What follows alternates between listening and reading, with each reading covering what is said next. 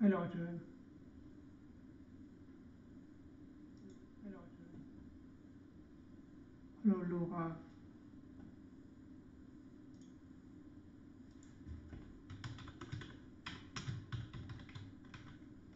Hi Laura.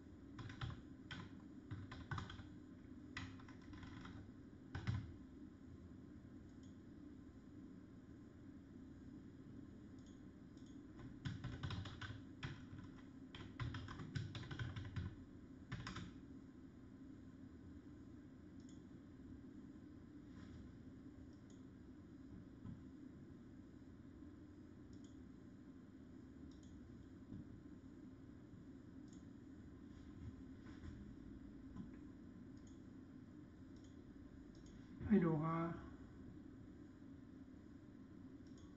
Hi Laura.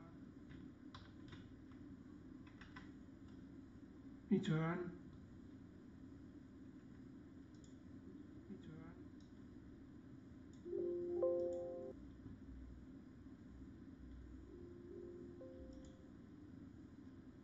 Test, Test, Test. Test, Test, Test.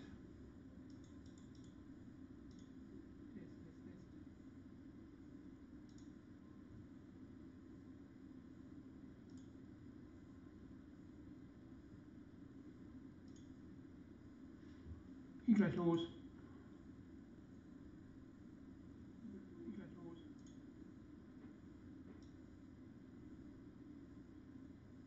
Wie geht's dir so? Wie geht's dir so?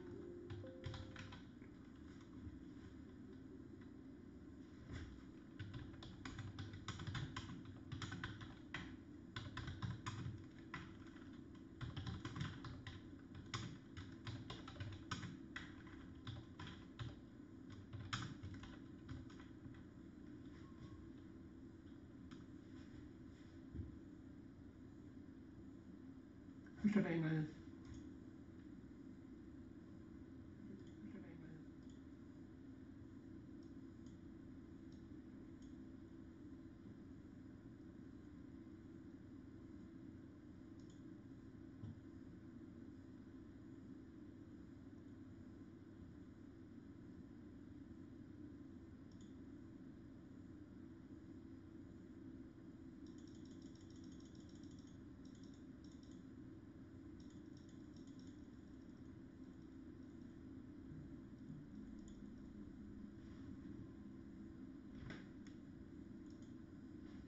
Da bin ich. Hi.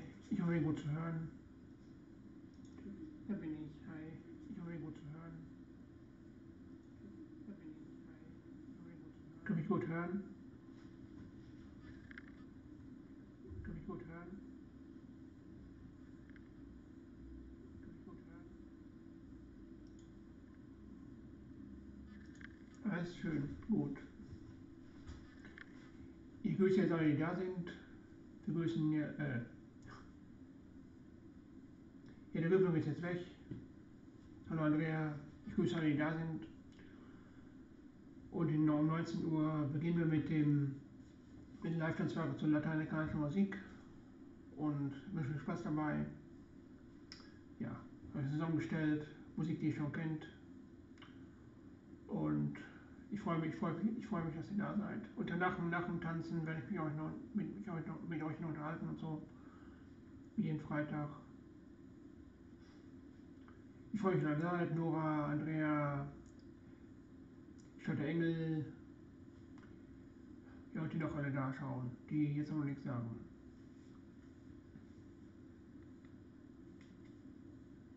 Ich wollte euch letzte Woche ja zeigen mit dem Licht. Hier habe ich einen Lautsprecher, da ist auch Licht jetzt da drin. Das ist eingeschaltet.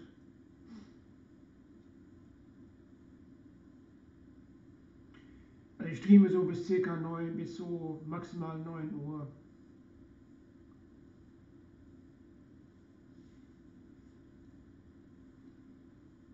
Ja, finde ich auch. Also der ist halt, vor allem wenn es dunkel ist, ist das schön.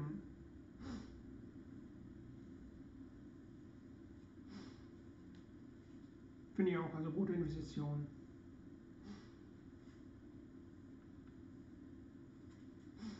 Will ich ihm nur zeigen.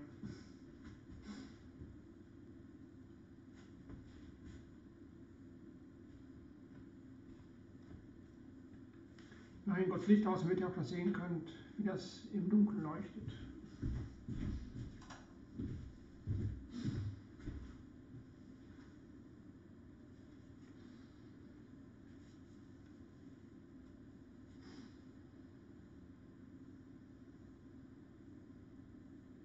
Könnt ihr sehen.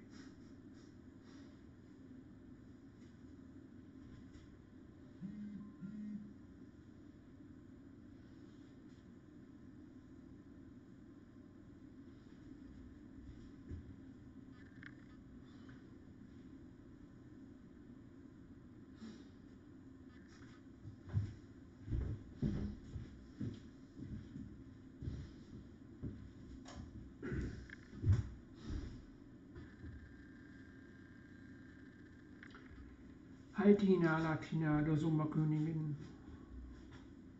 Gut, dass du da bist.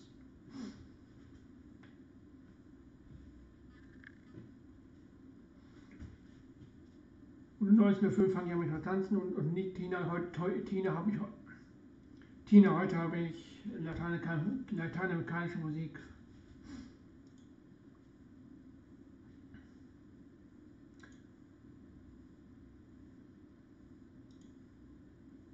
Hallo Arche, also den zunächst aber gar nicht, habe ich selbst bezahlt, 70 Euro. Schön wäre es, wenn Sony nicht bezahlen würde.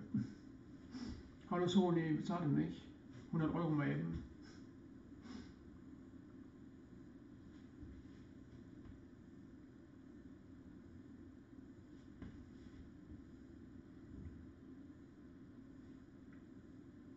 Also ich habe selbst gekauft. Nicht gesponsert. Ich habe keinen Sponsor.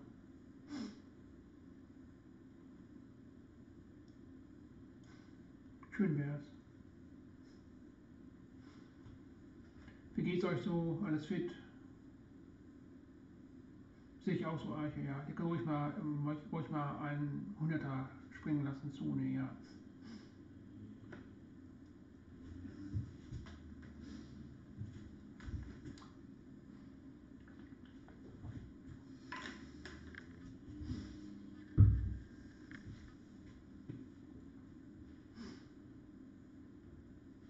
In 4 Minuten geht's los.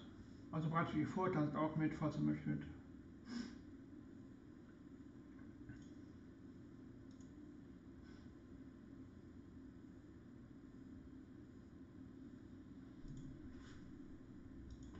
Oh, Kopfschmerzen sind nicht gut.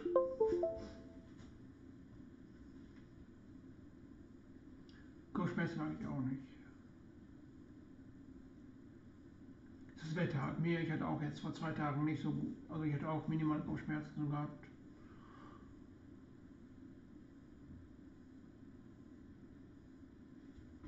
Ach ja, heute Abend um 0 Uhr bin ich übrigens bei Streamer. Ich mache das Filmquiz mit, das heißt, ich werde Filmzitate sagen. Das müssen dann die Teilnehmer erraten, welche Filme das sind. Könnt ihr gerne bei Streamer vorbeikommen und dann halt auch mitmachen, wenn ihr möchtet. Ich bin übrigens per Audio dann dabei. über Discord. Und dann ja, könnt ihr da mitmachen.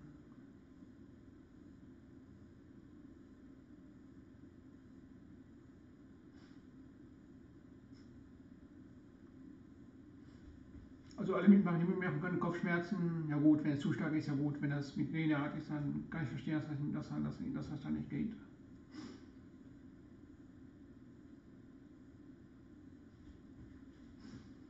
Die Kühlhalle 4 Zuschauer.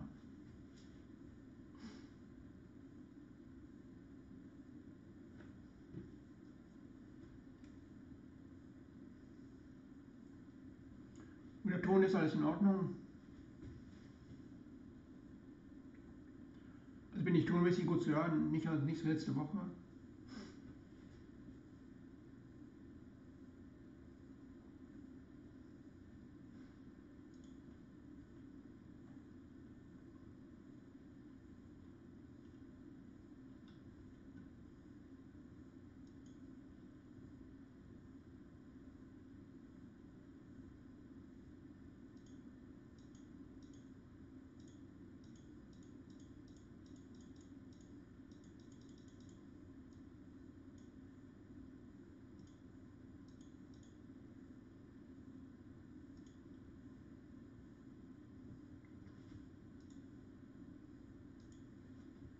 Okay, ich mache mir jetzt lauter.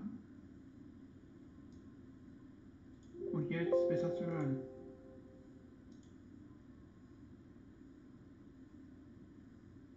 Jetzt geht's aber, oder?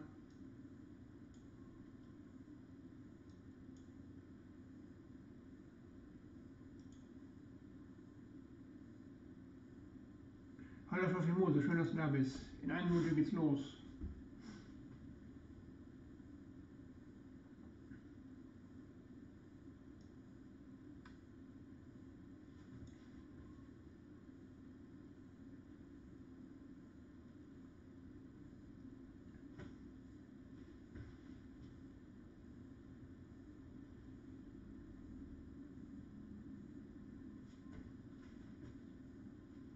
Oh, 7 Zuschauer ist sehr gut. 7 Zuschauer, cool.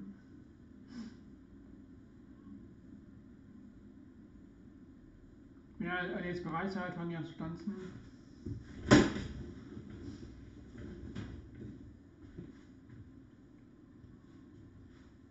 Jetzt geht's los. Jetzt nicht viel gelabert, sondern jetzt ist gemacht erstmal mit Warm-up und dann geht's weiter.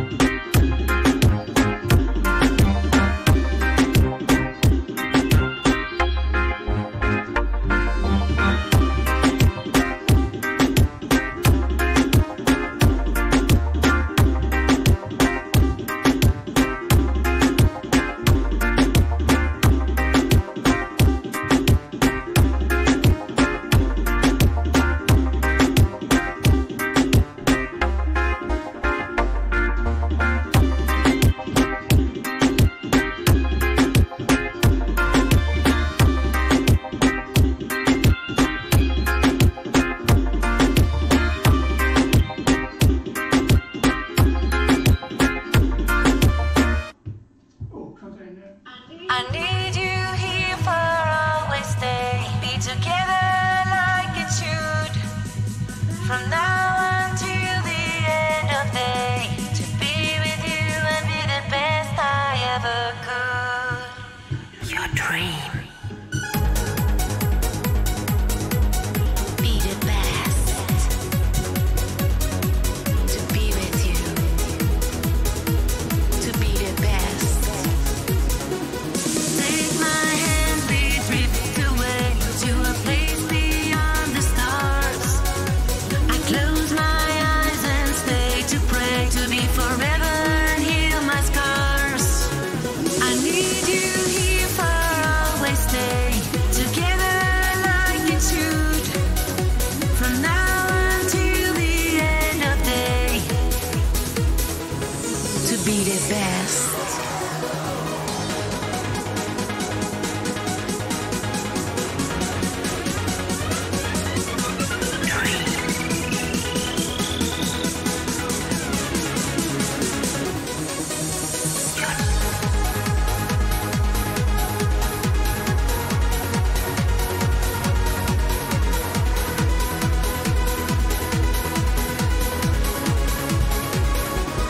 Take my hand, be drifted away to a place beyond the stars.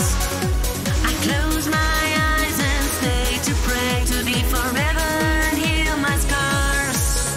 I need you here for always, stay together like it should. From now until the end of the day.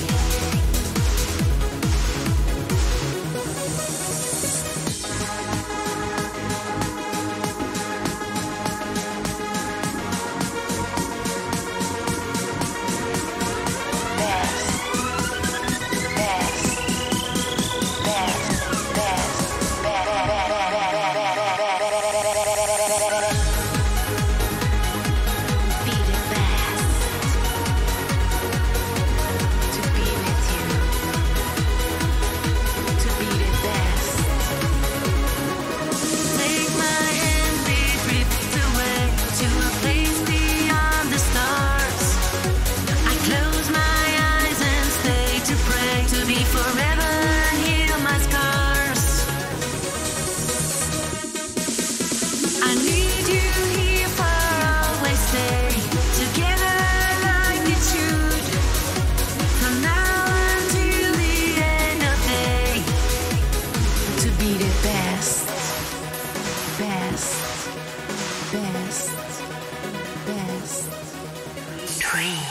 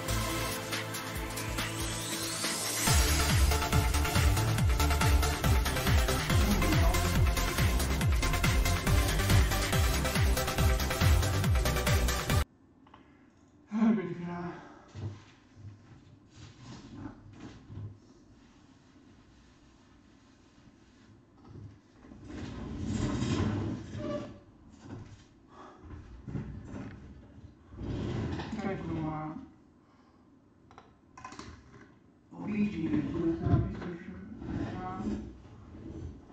Wollte ich auch. Gut, relativ,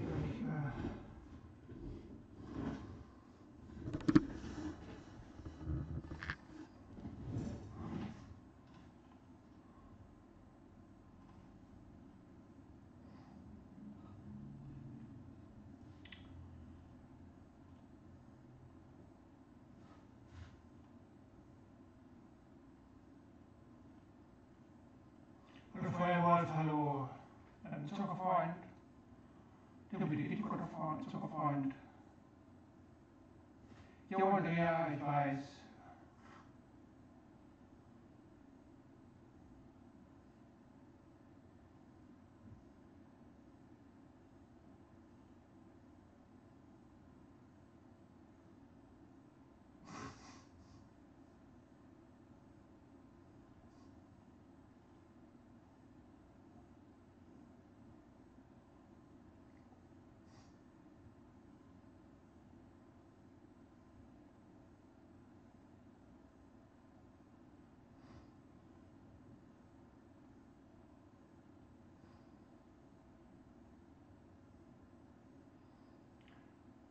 Gut, dass es mir gefallen hat.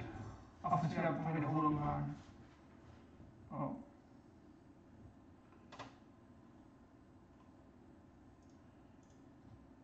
Bin ich jetzt besser zu hören?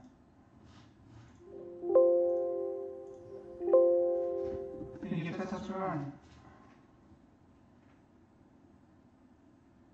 Bin ich jetzt besser zu hören?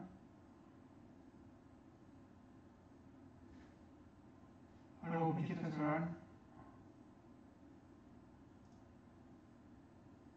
Und jetzt? Ich habe einen scheiß Ton auch.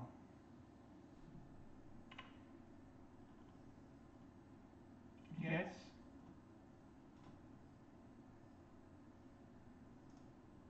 Und jetzt? Geht's jetzt oder?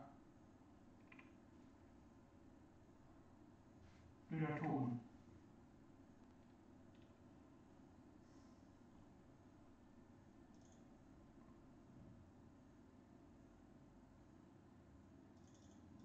Das ist echt schlimm. Und jetzt?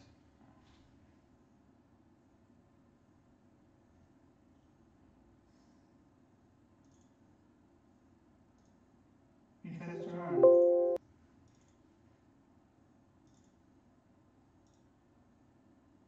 Und jetzt? Doof.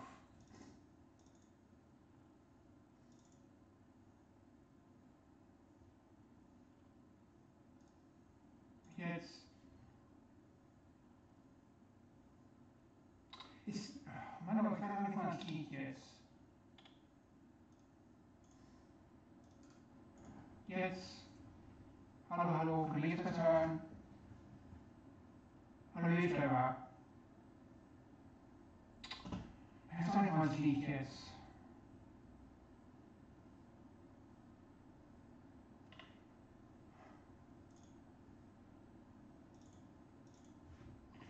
Okay, jetzt du mich hören, oder?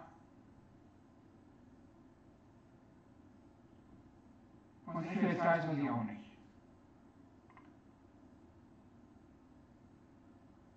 Hallo Markus, hallo Hilfsleber. Wenn ihr da seid. Mit dem Tonproblem ist echt nervig.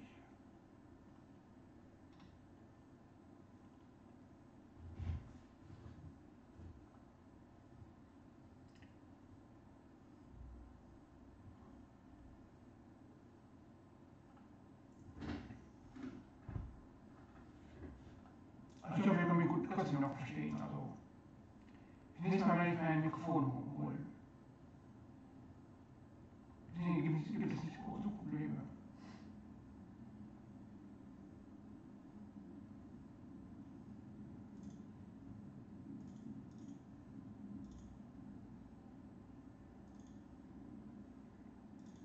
Ich hoffe, geht es mir gut. Die Kurse haben mir auch gefallen. Tut mir leid, dass ich leider angefangen enttäuscht habe, dass ich die gleichen Kurse gemacht habe, aber das halt spontan hat und so. Ich weiß, manche finden das langweilig, dass man fast die gleichen Schritte macht, aber gut. Man kann ja niemand das recht machen.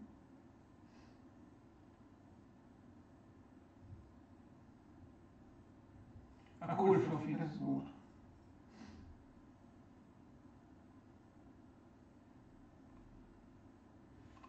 Auch wenn sie nicht mehr ein Takt sind. Aber es soll Spaß machen und ich habe Spaß daran.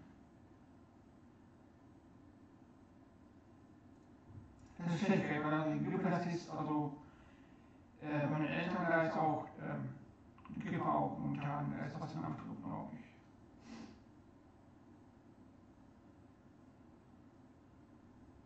Das nächste, was ich kaufe, ist das Mikrofon. Weil ich habe dieses ganzen Tonvolumen satt mit Flatkamera.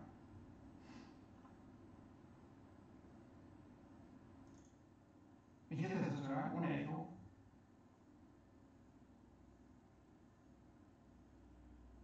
Ups, okay, Fluffy, ich war vorher. Ich mache da vorher ich sage das vorher und dann, wenn ich Musik spiele, sage ich das vorher. Englisch hin. Bisher wieder.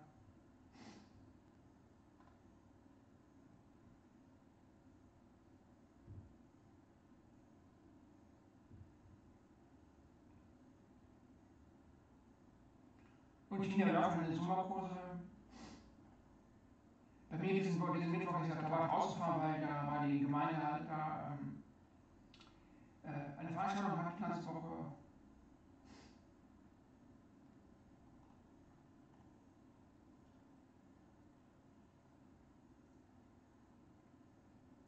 Mit dem Ton, wenn ich dann arbeite, kann ich dann mit Foto nicht dann kann ich das Problem behoben.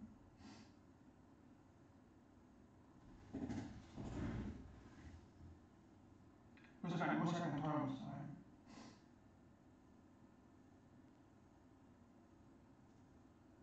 Das mache ich am Wochenende so. Also ich habe Samstag Berufssportverein, der ist abends Generalversammlung. Bin mal gespannt, wie es so wird. Bestimmt das gleiche wie dieses Jahr. Auch wenn da jetzt offene S-Bahnen sind, aber bin ich mal gespannt so.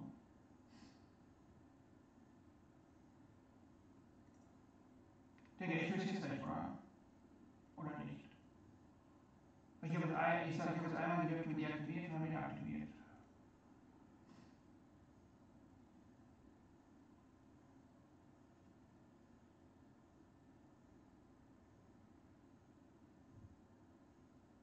Oh. Am Samstag bin ich beim Buchtipp, also ich mache Bogenschießen und abends bin ich halt beim Buchtipp nochmal. Das ist eine Generalversammlung. Es sind auch Wahlen und sowas.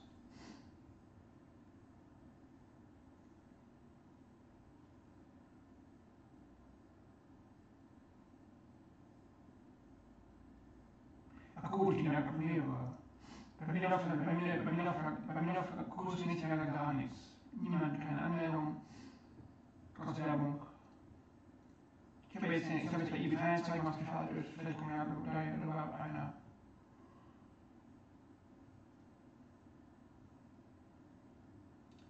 Ist halt nicht so einfach hier im Ort.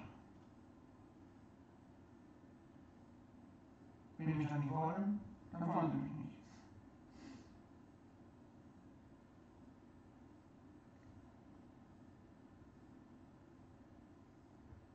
Ja, vielleicht will ich doch in 2 Jahren umziehen.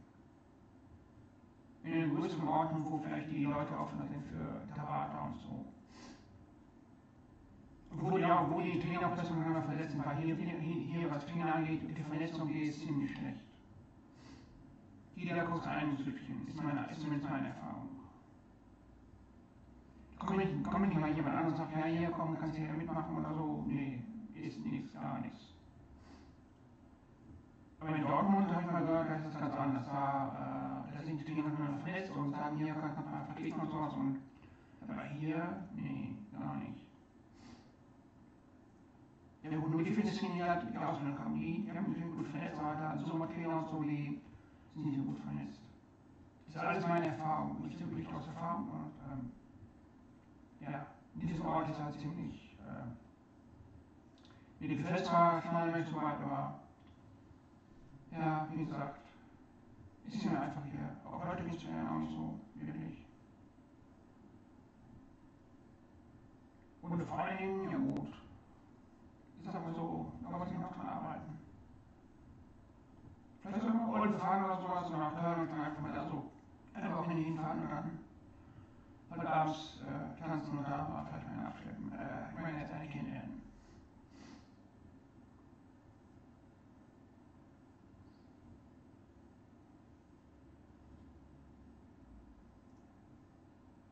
Achso, weg hier, das leuchtet übrigens gut. Und letztes Mal nicht gezeigt bekommen. Hello Funtime bis Shinchen.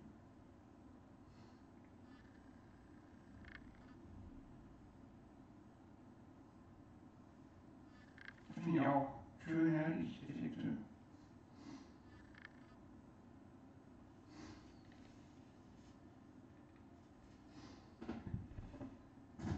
Ja, finde ich auch. Da kann man gut Party machen.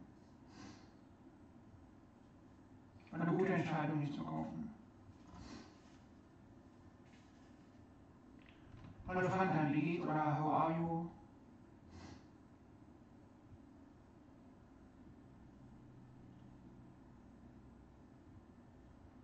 Willkommen in den Stream. Oder willkommen in den Stream, ich weiß ja nicht, ob der Englisch oder Deutsch oder so, ich weiß ja nicht, oder vielleicht China.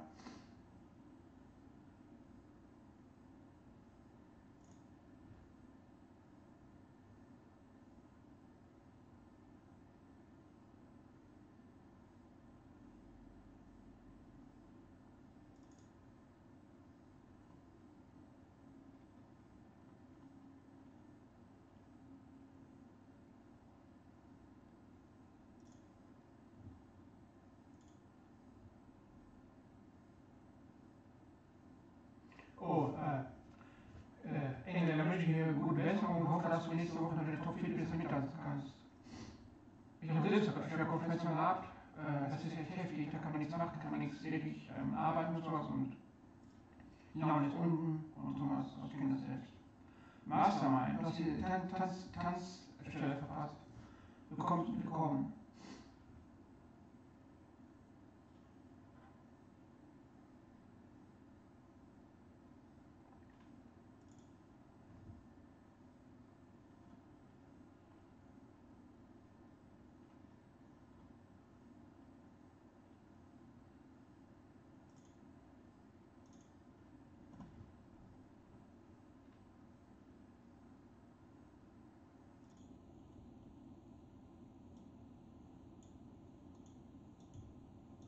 Na cool, und Mastermind, bist du zufrieden?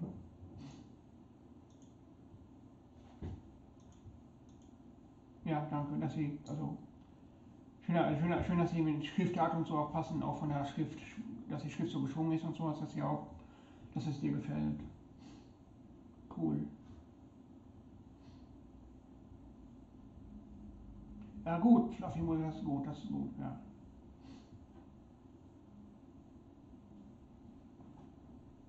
Ja, merkwürdig. Ich weiß auch nicht, ich habe nichts gemacht. Mysteriös.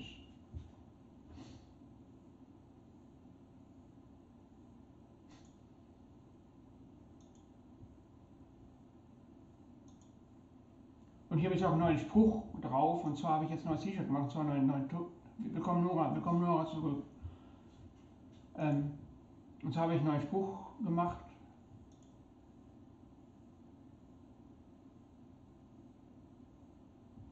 Werde ich machen, Tina.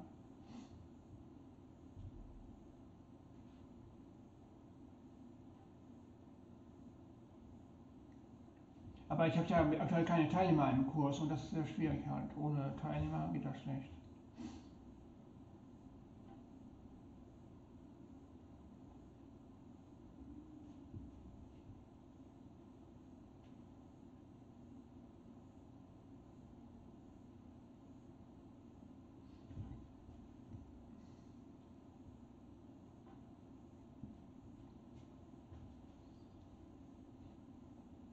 neuen Spruch jetzt drauf gehabt, und zwar hier auf dem T-Shirt bei mir, das habe ich zwar jetzt, muss ich mal gucken.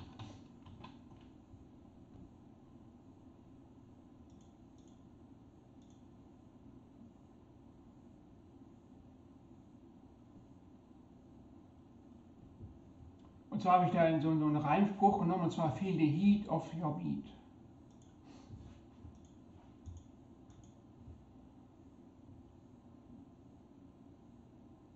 Ja, stimmt, Tina, ja.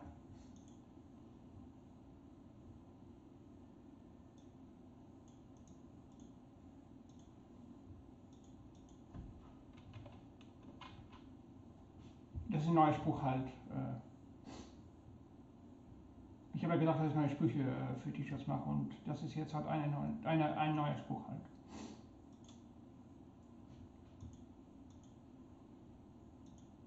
Das stimmt, Tina. Und weil ich habe ja Sommerkurs mal gehabt, und ja gut, stimmt, was du meinst. Ja, ich habe mal wirklich einen Sommerkurs gehabt, und die Teilnehmer habe ich habe das locker so gemacht und sowas, und habe mit denen auch so geflirtet und sowas, und aber wie gesagt, die haben hinterher kein Interesse mehr gehabt. Weil die ja gesagt haben, ja, du bist so schnell und sowas hier und da, aber ich habe mich ja verbessert, und ich habe ja daran gearbeitet, und dann haben die ja plötzlich gesagt, ja, wir wollen nicht mehr kommen. So von mehr oder weniger von heute auf morgen. Und den Kurs wieder in Gang bringen, das konnte ich halt. Das habe ich halt nicht geschafft, den Sommerkurs.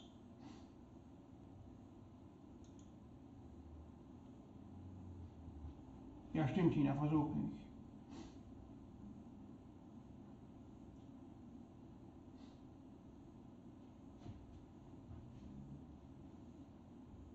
Keep it easy. Genau.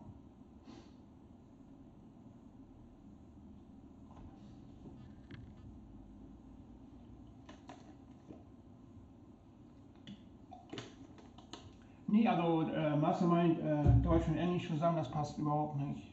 Finde ich so gut, wenn man so, ne.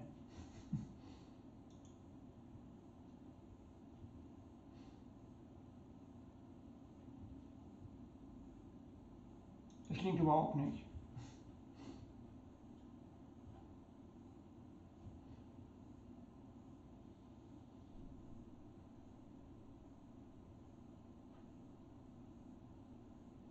Was war der Wochenende vor?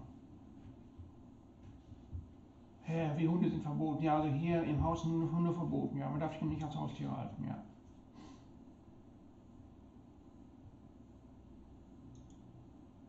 Das passt schon eher, Nora, das stimmt, das passt schon eher. Hamstern heißt ja hier sich zudecken mit Lebensmitteln.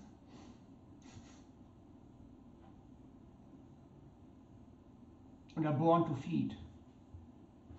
Also feed mit D am Ende. Oder feel the feed of your heat. Nee.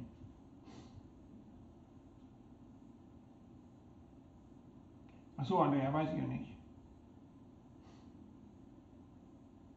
Echt, Markus, das ist ja cool.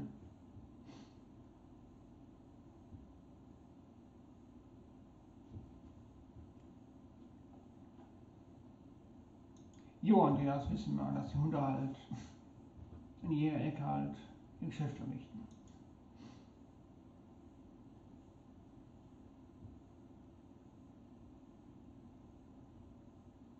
Und Leute, nicht vergessen, heute 0 Uhr ist beim Shizu-Streamer, hier sagt auch hier Gaming Night, und da ist auch Filmküste, wie gesagt, und da bin ich auch mit dabei.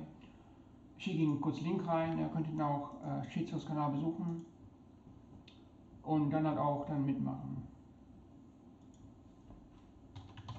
Und ich werde, wie gesagt, hier sagt auch, das Filmquiz halt. Ich werde Filmzitate vorlesen über Audio, und dann könnt ihr halt auch mitmachen. Ich würde mich freuen, wenn ihr da halt auch, wie gesagt, mitmachen würdet.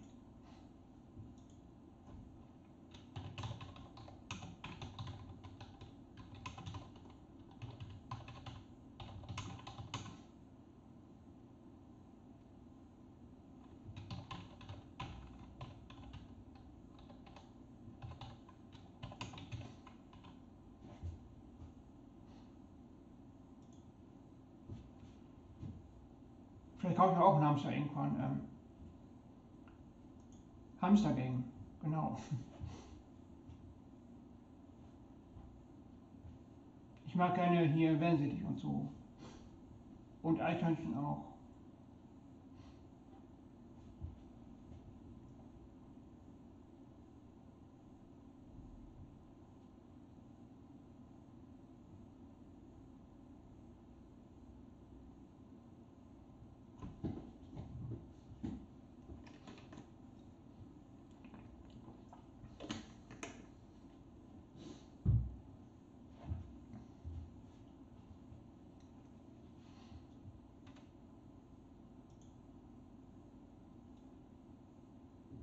Und bei dem Filmquiz, da werde ich übrigens auch Audio dabei sein und da werde ich dann auch halt,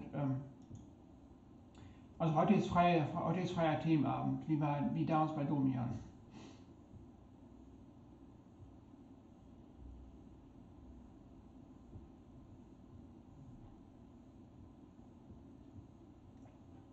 Aber können wir Gott und die Welt sprechen, außer Politik. Politik möchte ich nicht so gerne haben, Politik.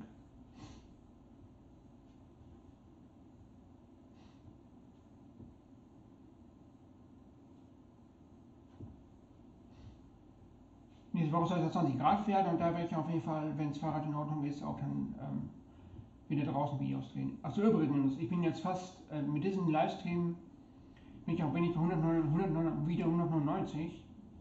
Das heißt, das nächste Video wird dann das zauberndste Video sein und das will ich noch was Besonderes machen. Ich muss noch überlegen, was ich dann mache beim 200. Video. Oh, wie? Nee, der muss aktualisieren. Also bei mir steht Live-Talk Freitag. Nur das werde ich mal in Zukunft vielleicht machen, ja. Wenn ich umgezogen bin und dann vielleicht.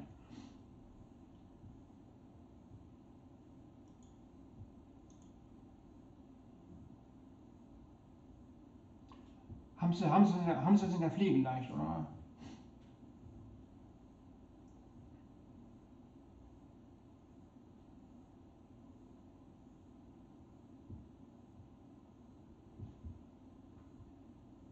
Oh.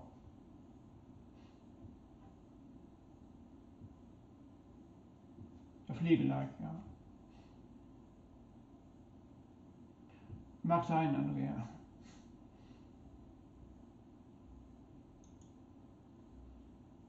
Oder Hunde, die werden auch 12 Jahre oder 15 Jahre alt oder so.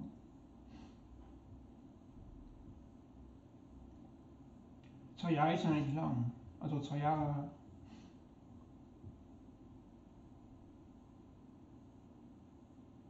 Das mache ich nur. Falls ich einen Hamster habe, dann frage ich dich mal, also was zum Beispiel Käfig und so angeht, etc. und Pflege etc. Also alles mögliche, Futter und so. Übrigens jetzt auch auf Netflix. Nein, die habe ich nicht. Deswegen bin ich halt auch auf Events und sowas, damit ich halt vielleicht da hier meine Frau kennenlerne. Also ich habe das nicht ausgesucht von ihr, dass ich die Single bin, schon in der Zeit. Ich muss halt da wohl noch mehr aktiver werden.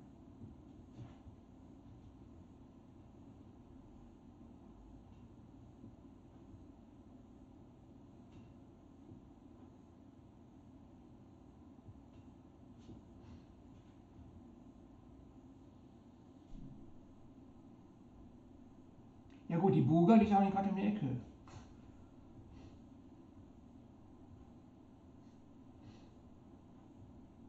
Bitte friedlich bleiben, Leute. Ja gut, Andrea, aber ich meine, die Bundesgartenschau ist gerade mal eben so locker flockig 6 Stunden Zugfahrt von mir entfernt. Und das ist halt nicht so leicht für mich. Also,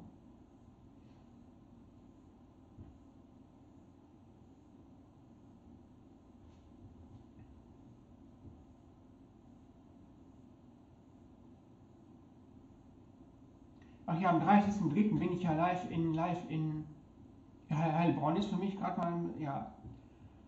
mal eben so 5 Kilometer, 5 Stunden Zugfahrt entfernt und das ist mit zu hoher Aufwand. Und da kostet Zugfahrt so circa so 80 Euro. Nee, danke.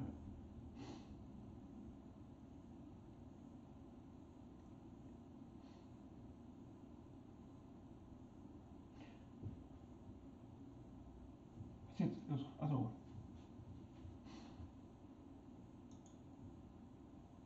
ich sag mal so, Andrea und ich, wir passen nicht so optimal zusammen, sag ich mal so.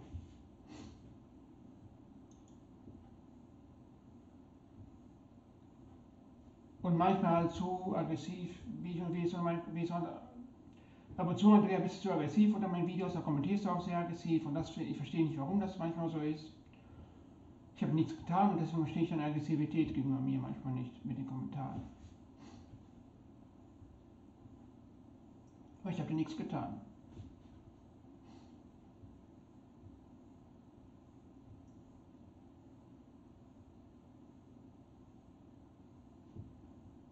Wenn man aggressiv ist, sollte man auch vielleicht mal Sport machen, dann wird die Aggressivität weniger. Das ist meine Meinung. Oder halt vielleicht mal, das stimmt, was du meinst.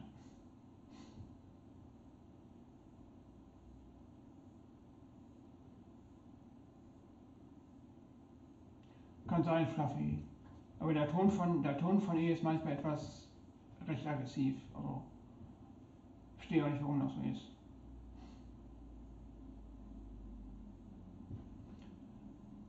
Die hat, Nora, deine Hamsterdame, möchte bestimmt immer halt, die möchte halt Ostereier vergraben. Bestimmt deswegen ist sie so buddelwütig.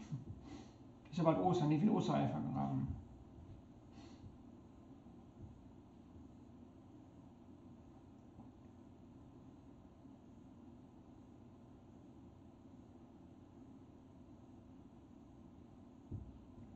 Ich und Andrea, wir waren ja im Mai 2017 auf Shiripour-Konzert in Dortmund. War recht gut, bis auf das eine oder andere.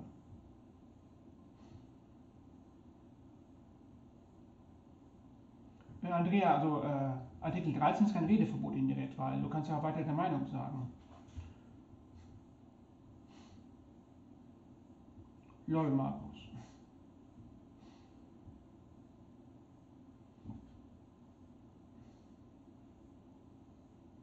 Ja genau, Nora. Du möchtest den Rekord aufstellen im Buddeln. Ja, wir kennen uns auch offline, ja. Wir haben uns also Andrea hat unter Videos nur geschrieben vor 2 Jahren und dann haben wir uns ausgetauscht und dann bin ich halt mit ihr da in Kontakt gekommen. Via Facebook dann hinterher. Da haben wir uns hinterher halt auch live getroffen, halt beim Shiripour-Konzert.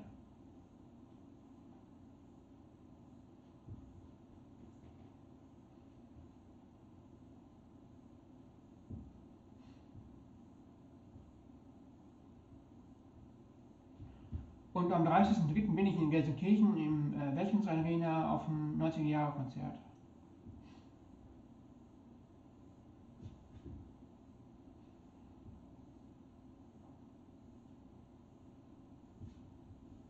Hamster sind ja auch kuschelig und ja auch zutraulich schnell, oder muss man die abwarten und so, oder wie werden die zutraulich? Am 30.03.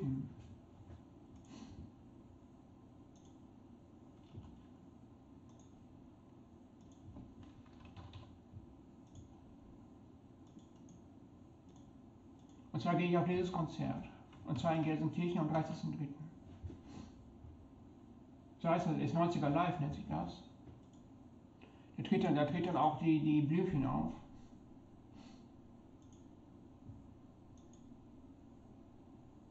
Das stimmt, Greg.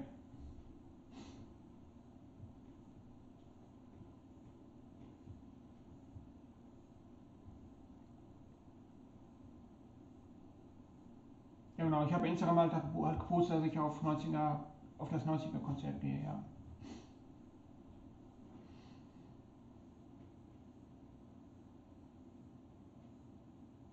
Genau die Jasmin. Die Jasmin Wagner.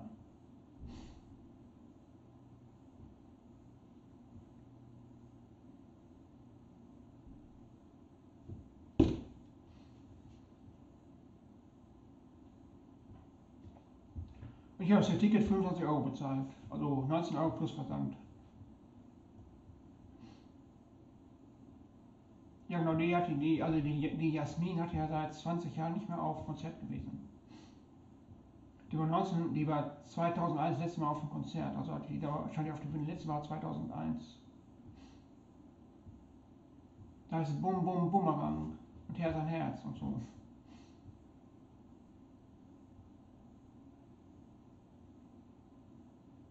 LOL, Master. Und ich werde die Bühne so geteilt hier und dann werde ich oben stehen, hier, da und dann habe ich alles gut im Blick.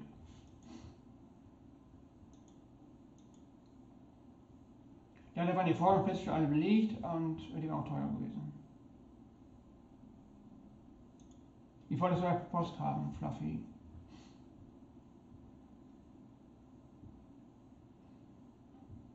Und den Preis hätte das nichts geändert, glaube ich, wenn man das ausgedruckt hätte oder geschickt. Also der Preis wäre, glaube ich, gleich geblieben.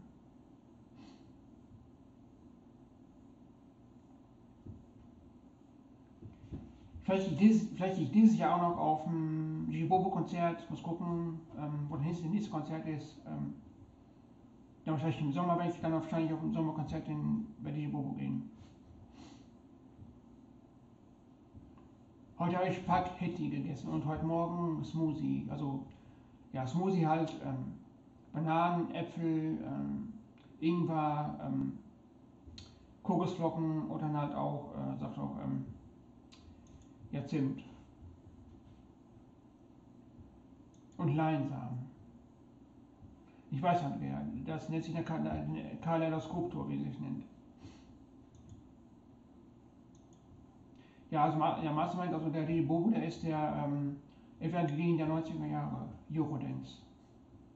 Und hier der Scooter, der ist Evergreen der Techno-Musik. Ich werde wahrscheinlich auch ein paar Shiripour-Tanzvideos machen. Ich habe zum Beispiel noch nicht zufrieden, mache ich auch noch ein Video. Zufrieden noch nicht, wenn ich noch ein Video gedreht und so, Chichiro auch noch nicht.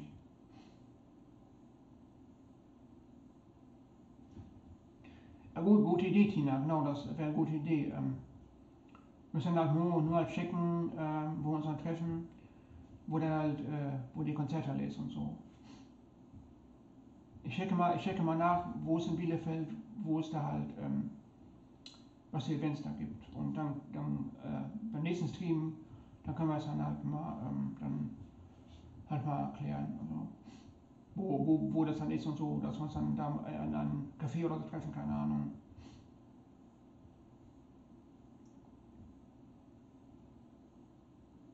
Bielefeld ist ja auch relativ gut erreichbar, auch wenn es circa 3 Stunden Fahrt sind.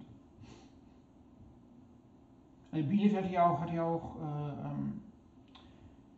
2, 3 Kinos, glaube ich, und auch hier das Erlebnis Schwimmbad 1001, oder wie das sich nennt nochmal. Ah, ja genau, Bielefeld hat den Cinemax oder Cineplex, genau, ist halt dieses große Kino. Und hier habt ihr auch, glaube ich, Konzerthalle, oder? Ja, ich war ein paar Mal in Bielefeld, als ich in Ischara, genau, ja, genau. Da war ich damals mit meiner Freundin, mit der Daniela. Ja, ich habe damals mit ihr 14 Euro Eintritt bezahlt. Ich fand schon ganz cool mit Ischara da, mit den ganzen Rutschen und sowas. Aber ich fand das ein bisschen unübersichtlich. Ich finde Ischara ein bisschen unübersichtlich.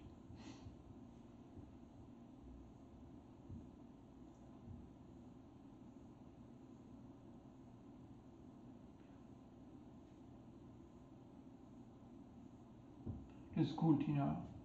Ja, hier in der Stadthalle, da gibt es auch Konzerte aber dieses Jahr und eigentlich wird es sogar frei und mal gucken, wie es hier so ist. Aber am liebsten wäre es mir halt, dass ich mal auch öfter halt Konzerte nach draußen fahre. Ist auch immer eine Kostenfrage, weil ich muss ja auch Fahrtkosten berücksichtigen.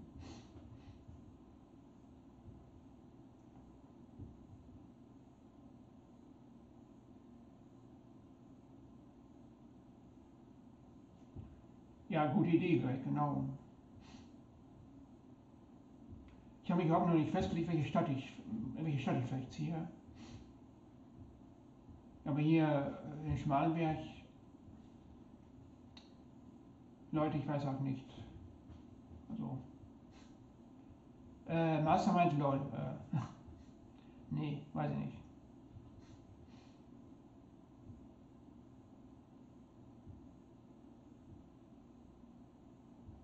So Fragen beantworte ich nicht. Und selbst wenn, will ich da auch nicht hingehen. Ja, und Vorteil von Olpe ist, da ist ein Biggesee. Da kann man gut schwimmen und sowas und kann man auch gut.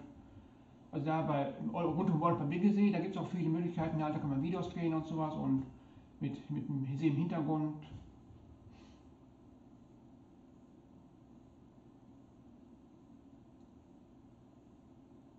Ja, super, Tina. Ja genau, das wäre eine gute Idee. Ja genau, dann tanzen wir dann gemeinsam.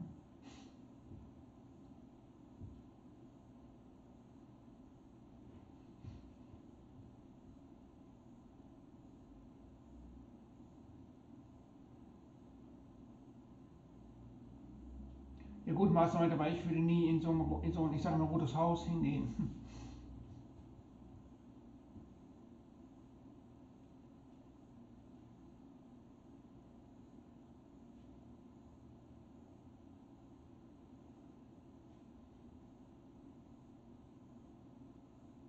Ja, stimmt, Mastermind, genau.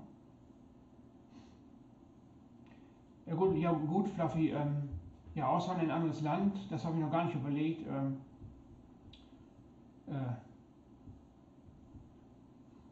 Ich würde erstmal sagen, andere Stadt, ja, aber anderes Land. Das wäre ein ziemlich, also anderes Land, das wäre ein ziemlich großer Megaschritt. Da wäre auch was Neues.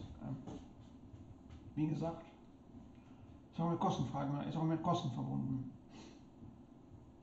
Am liebsten wäre es mir ja, wenn ich jetzt ausziehen würde und dann halt so sofort in Tiny House ziehen würde, könnte und dann halt nicht mehr halt Mietwohnung, sondern Tiny House, Eigentum. Und ein Tiny House kostet mit allen drum und dran mindestens 30.000, 40.000 Euro. Ein Grundstück und sowas.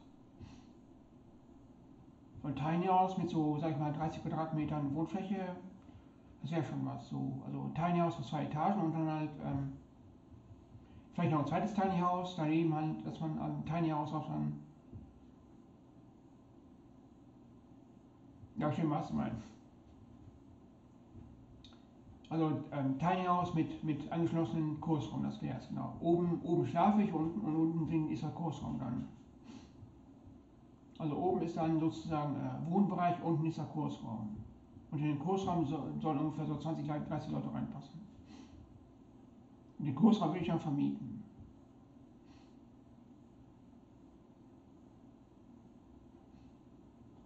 Aber leider kostet ein Tiny House mal eben so 40.000 Euro.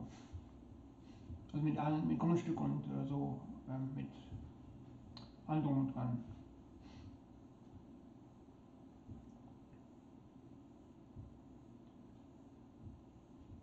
Also mir würde es ein Tiny House von 30 Quadratmetern reichen. Ich schicke hier auch einen Link rüber von Tiny House und dann könnt ihr das mal angucken.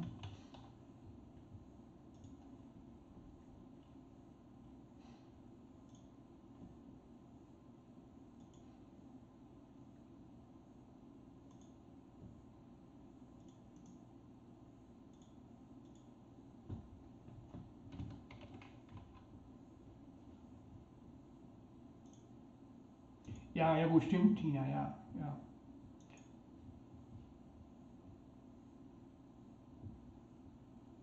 Ja gut, also bei Tiny House gibt es ja verschiedene Bauweisen, auch mit Metall und Container und auch aus Beton gibt es auch welche. Ich finde das Thema Tiny House sehr interessant.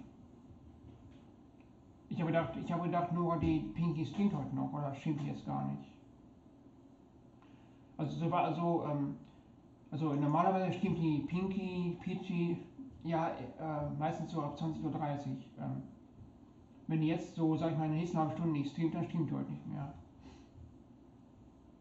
Und morgen Samstag streamt sie ja auch gar nicht. Denk mal, dass sie dann halt Sonntag wieder streamt.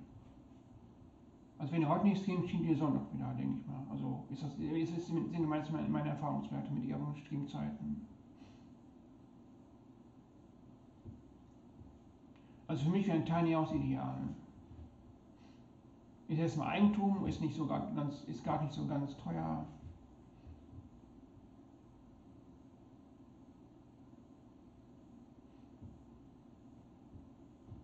Ja gut, meistens halt, also mit Tiny House ist halt so ein Traum und mit Wohnung ist halt einfacher zu bewerkstelligen als Tiny House.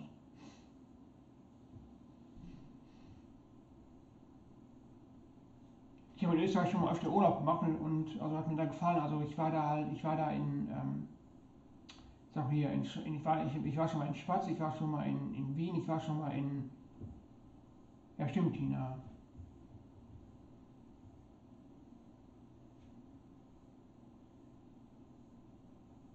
Also ein Tiny House darf man mit Genehmigung der Stadt auf ein Grundstück hinstellen, wenn er halt Grundstückeigentümer einverstanden ist.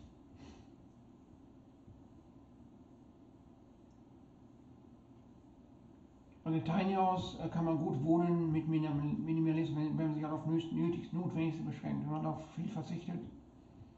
Das könnte ich ja auch.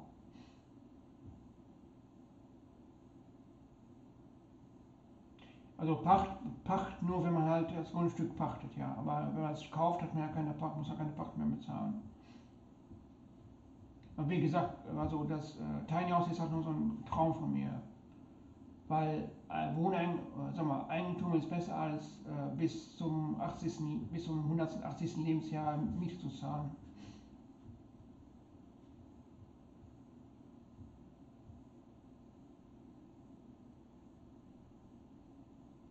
Ja, Tina, das stimmt, ja. Man soll sich auf das fokussieren, was man wirklich braucht und den restlichen Kram rausschmeißen oder verkaufen.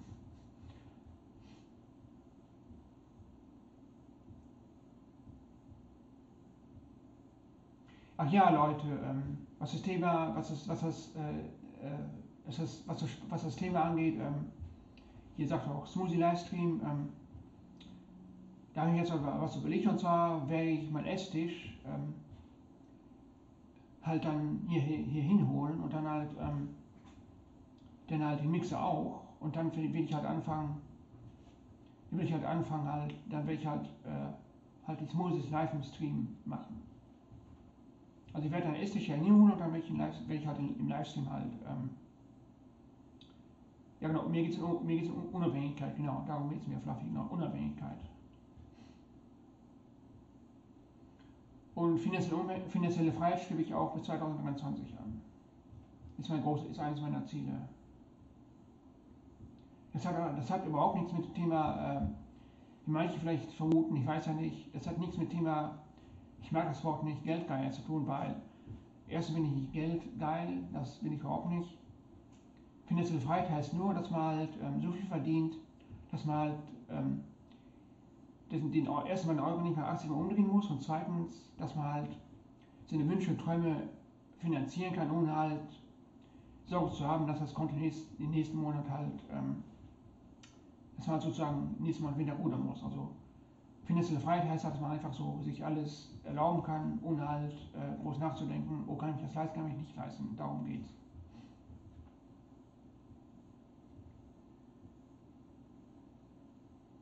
Ja, und Reichweite, das stimmt. Reichweite ist sehr wichtig, Andrea, das stimmt. Aber ich mache YouTube, was mir Spaß macht. Und ich bin auch zufrieden mit der Entwicklung des Kanals und bin auch echt glücklich mit euch, dass ihr mir auch, wenn ihr Streams reinschaut und auch ihr stützt und sowas und auch gerne auch mit Tanz und so. Und ja, also ich bin echt froh, den Kanal zu haben.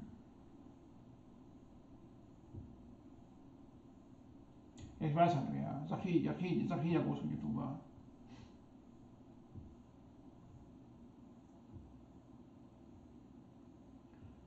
Wobei ich X95, ich finde ihn bodenständiger als ein Tanzverbot. Also den Vergleich. Also ich finde X95 bodenständiger als Tanzverbot.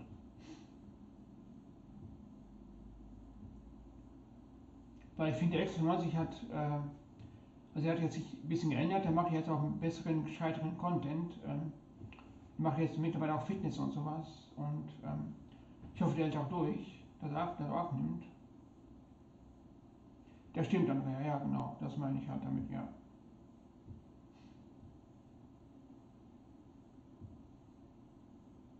Ja genau, das sehe ich auch so. Der hat auch Ausbildung als der hat auch aus Elektrotechnik gemacht. Elektrotechnik oder hat er Ausbildung gemacht.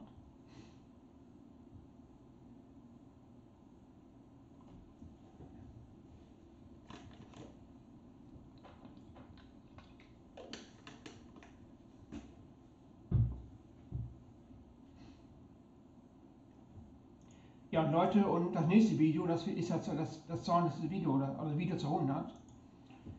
Will ich ja mal gucken, was ich dann nehme. Ja, stimmt, der macht auch Puzzle-Streams, ja. Genau, habe ich auch mal kurz reingeschaut.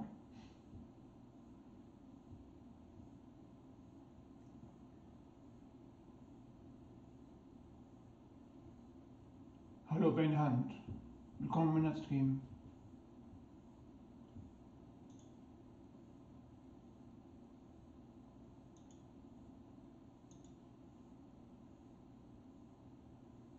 Achso, jemand mit 0 Abonnenten, achso.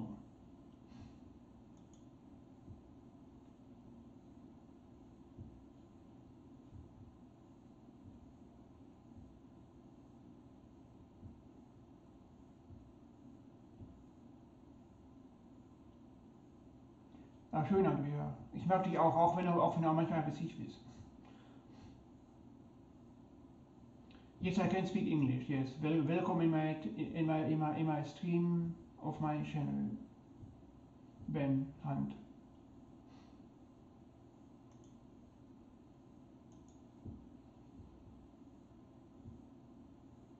You're welcome. How are you?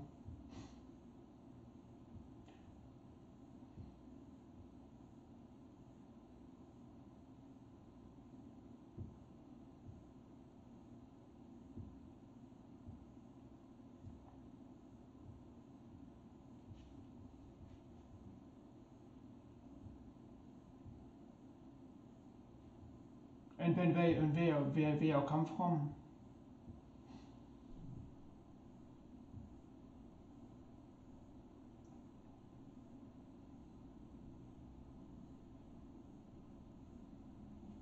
Wir sind international jetzt.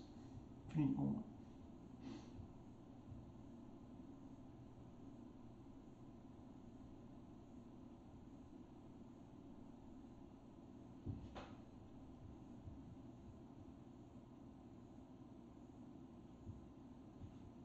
Ja, also Mastermind, stimmt, der macht mehr Lego als Puzzle. Also er macht beides eigentlich. Also der Puzzle momentan eher als das Lego aufbaut.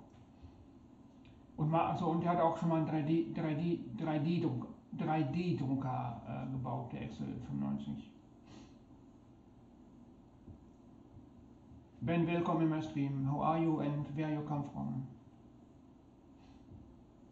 Ja, also der Excel, der kauft ja diese sauteuren Puzzle da, die 500 Euro so kosten. Oder 300 Euro. Ja gut, ich meine, er kann sich das leisten. Ich würde nie so viel Geld für Puzzle ausgeben.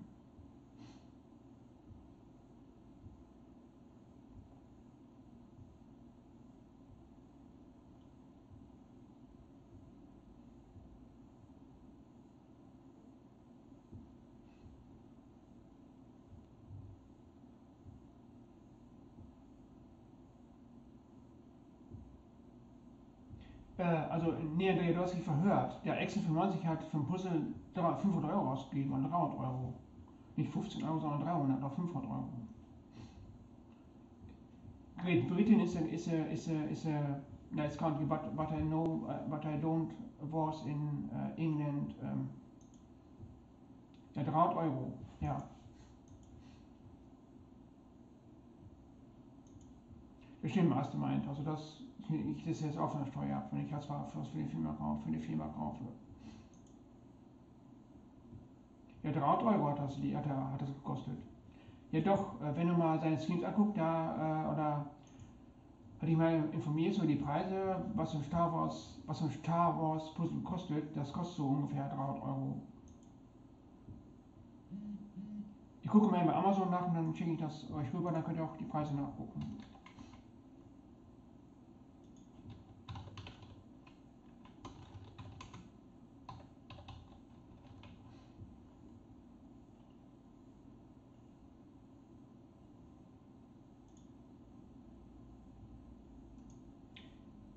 Also zum Beispiel das Puzzle jetzt, was ich hier gefunden habe, kostet 200 Euro Star Wars. Also ist schon heftig.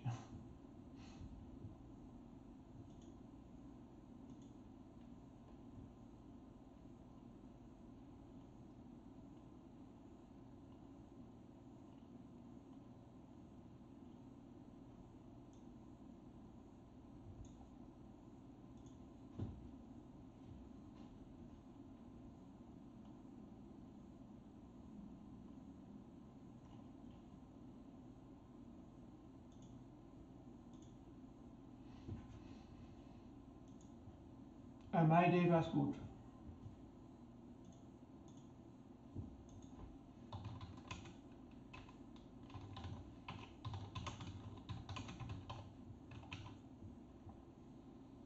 Und jetzt mal Lego gucken.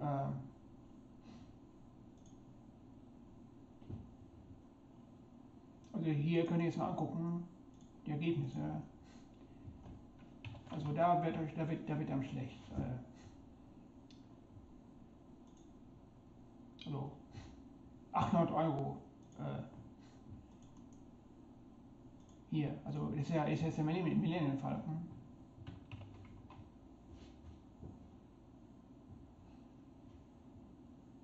Also die Preise sind nicht gerade für jemanden, der normal verdient. Das können sich nur Spitzenverdiener leisten. Also ich kann Englisch sehr gut, ja. Muss man ja als Unternehmer, Selbstständiger auch können.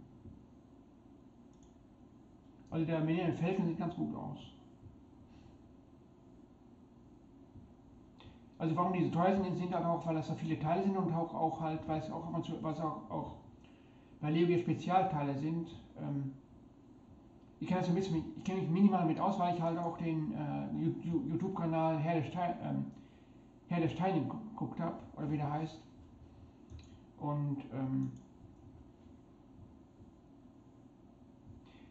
auf Englisch den ganzen Stream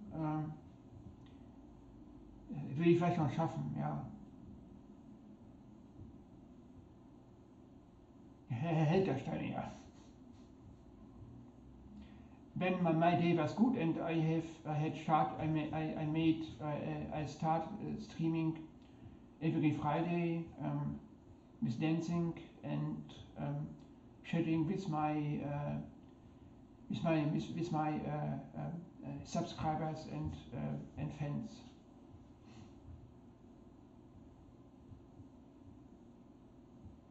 Ich bin auch mit Lego aufgewachsen. Und Playmobil auch. And I had said I was grow up with Lego and Playmobil. And dancing is my passion. I'm a Zumba instructor and giving tabata hours, but actually I have now customers for my tabata Kurs. Ich meine, ja genau, I mean tabata class, also class, ja. Also Class ist ja auf Englisch Kurs.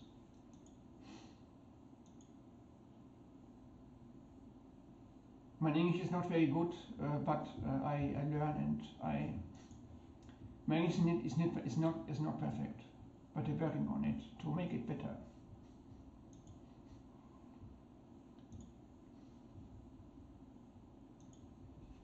And here I have my new Bluetooth speaker from Sony, and I had bought it for my dance videos. And you see the speaker had a light here around, and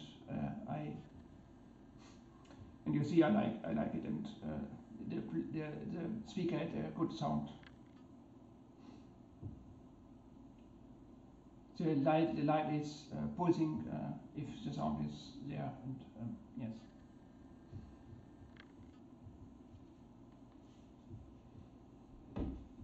And the speaker had cost 70, around 70 Euros.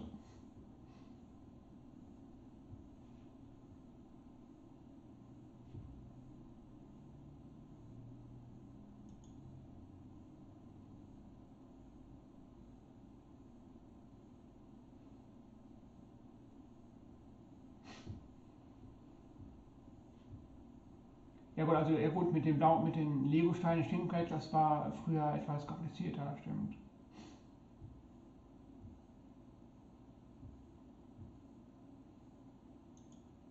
Oh, achso, ist schon weg, okay. Ben, Hilfe, nice day, and thank you that you had visit my channel. If you like my content, you can subscribe my channel and take a like for my channel, and share my channel if you like. Ich glaube nicht, Dina.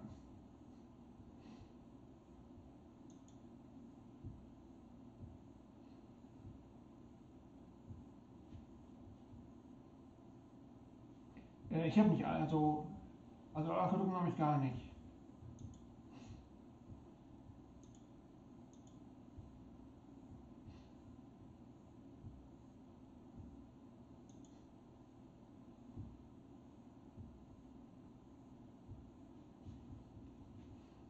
Bin nicht so ein Alkohol-Fan.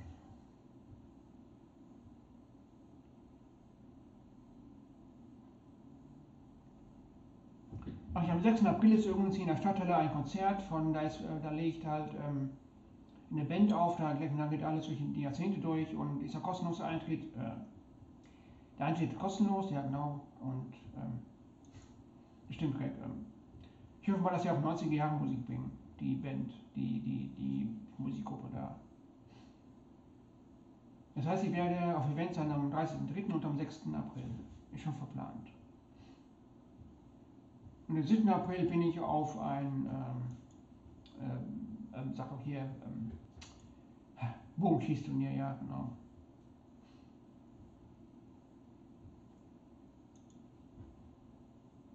Null, macht die Wanne voll.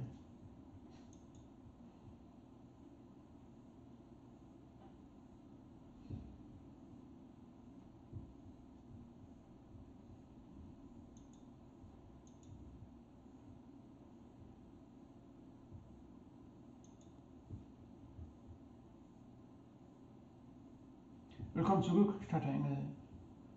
Was meinen die Kopfschmerzen? Besser geworden oder immer noch so stark?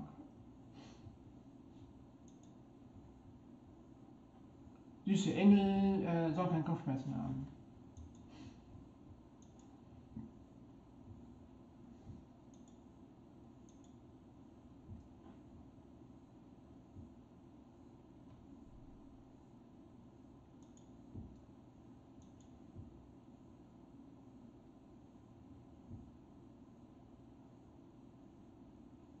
Ja, viel Wasser, ja, stimmt.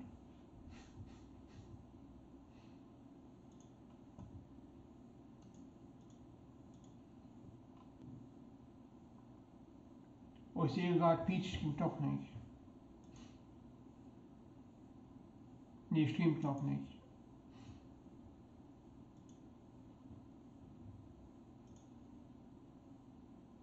Glaube ich auch nicht. Also zumindest, weil ich habe jetzt reingeschaut in den Kanal und die Peachy streamt nicht.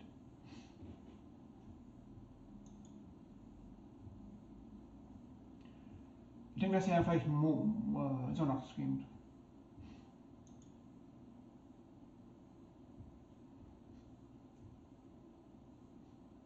Das ist halt Business-Englisch, oder? Anfängt. Das war Schulenglisch.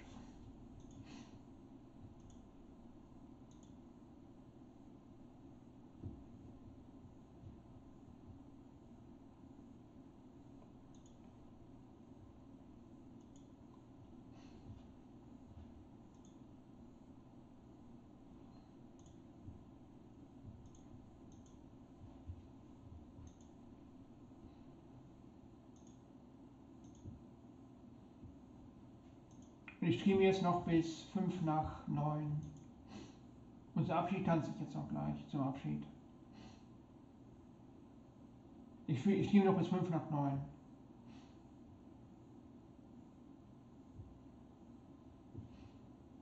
Migräne mit I.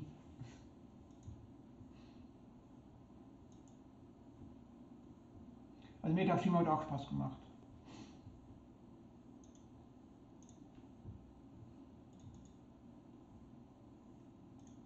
Und da werde ich gleich hingehen hier, Moment.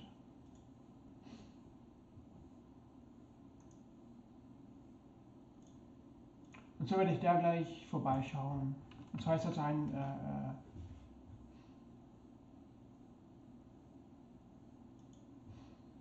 also Migräne ist echt heftig, ja.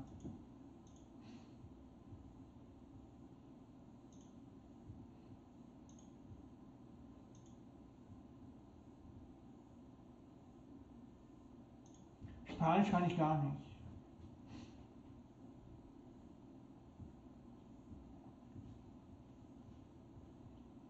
Die Musik raussuchen, welchen Song ich zum Abschied tanze.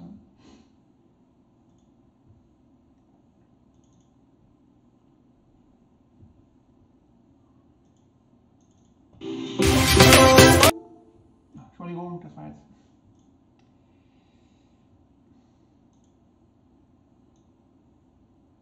So, jetzt habe ich es erschreckt. Entschuldigung, das war jetzt.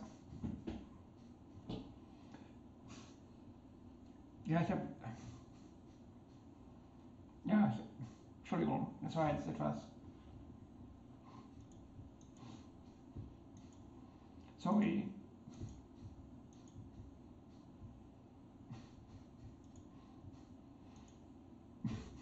Tut mir leid, Leute, das war jetzt aus Versehen, das tut mir leid. Ich habe Musik ausgesucht, dann habe ich das jetzt als automatisch angegangen und sorry.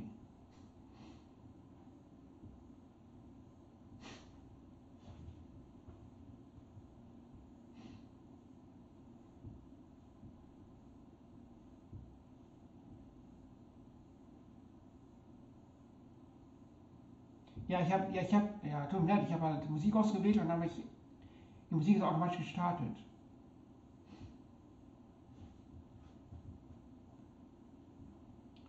War keine Absicht. Die Musik ist automatisch gestartet und sorry, tut tausendmal, tut mir leid, Entschuldigung. War keine Absicht.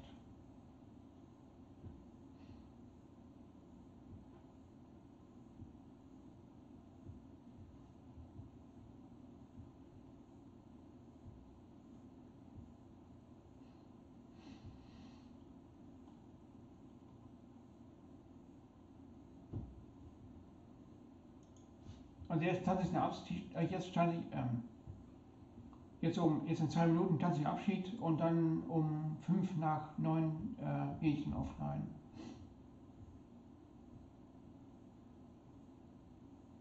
Und dann 0 Uhr bin ich halt bei 0 Uhr bin ich dann bei Streamer halt für das Filmquiz. Wird auf jeden Fall lustig werden. Also also kann ich nur empfehlen, schaut vorbei. Nee, ich bin noch nicht müde.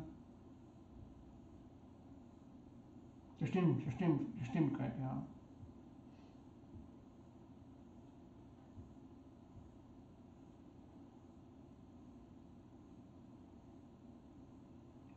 Also ich saß heute schon halt ein paar Stunden vom Computer, seit 8 Uhr bis 17 Uhr saß ich vom Computer, bin ausgemacht und ja, also ich saß halt schon selber vom Computer. Ja gut, sagen wir 21:10 Uhr, genau.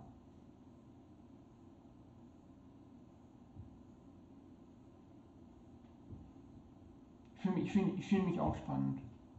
Also da wir jetzt auch gut so im Redefluss sind, denke ich mal, dass man dann ist mal so, ich verlängere jetzt bis Viertel nach 9.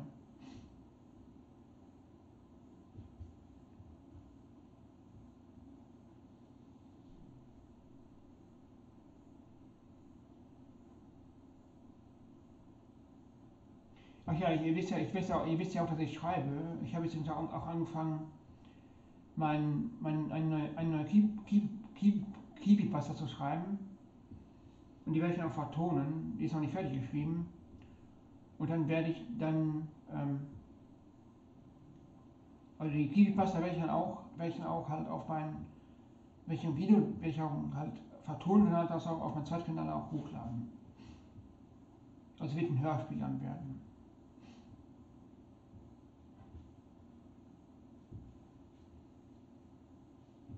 Wir sind schöne kleine Community.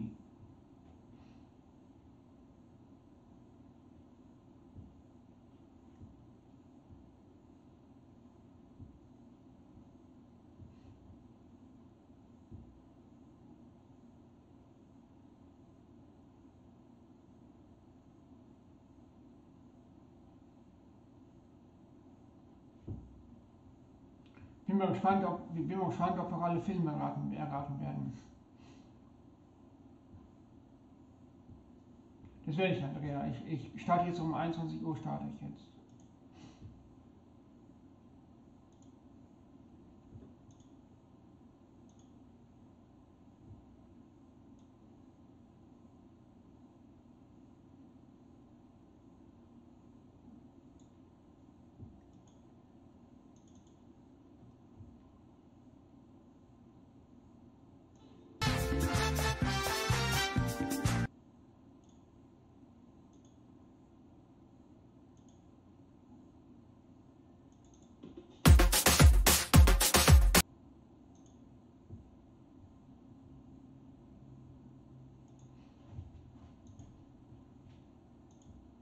Ich habe jetzt 3 Songs rausgesucht und da tanze ich jetzt los. Und wünsche euch jetzt viel Spaß.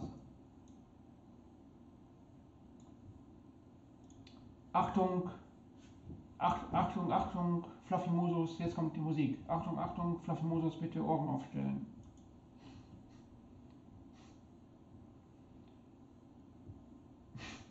Fluffy Musos, bitte Ohren aufstellen, Lautsprecher leise und bitte schön aufstehen und mittanzen.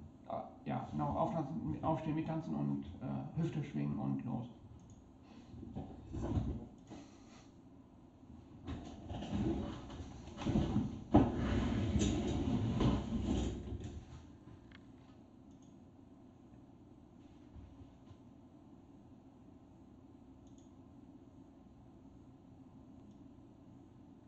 Und Engel kannst du damit Kopf schwingen. Headbang machen. Oder mit den Händen halt.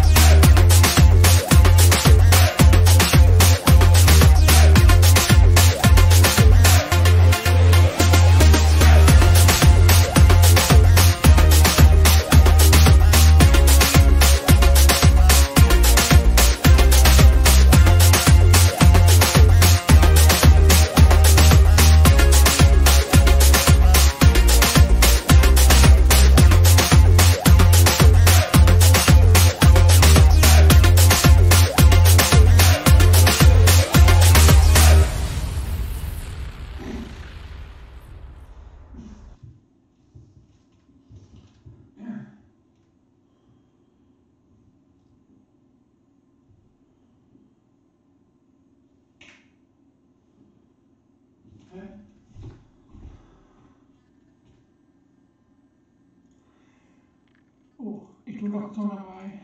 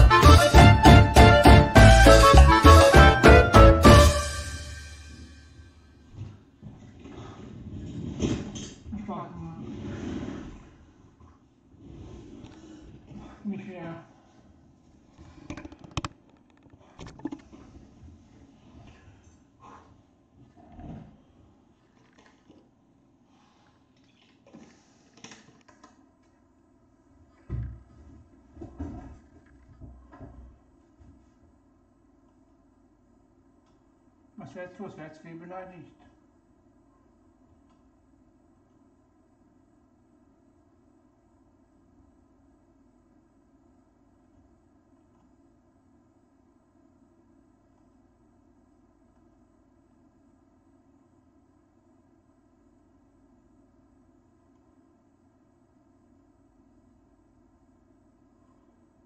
Ja, der Bot ist halt sehr streng.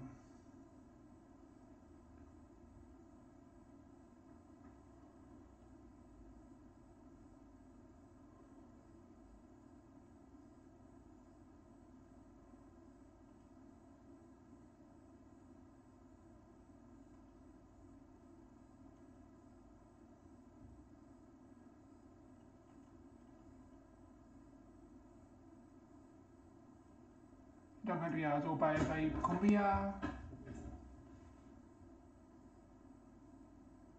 Oh.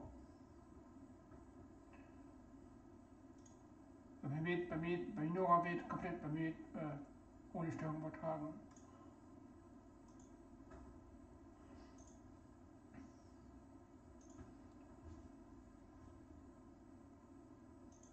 Ich hoffe, der Stream ist jetzt wieder online.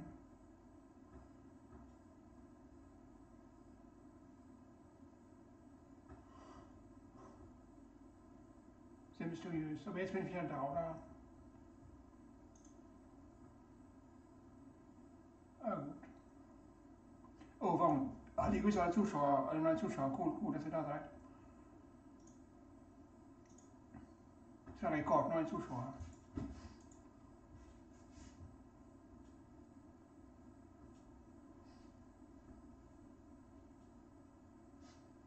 Die Grüße alle neu, können mich gerne abonnieren und auch reingucken oder reinschreiben oder kommentieren und liken und auch teilen. Aber mir wird alles normal übertragen. Also kann sein, dass bei dir, Engel, das Internet vielleicht Probleme hat. Ich habe Schuhgröße 44, 45.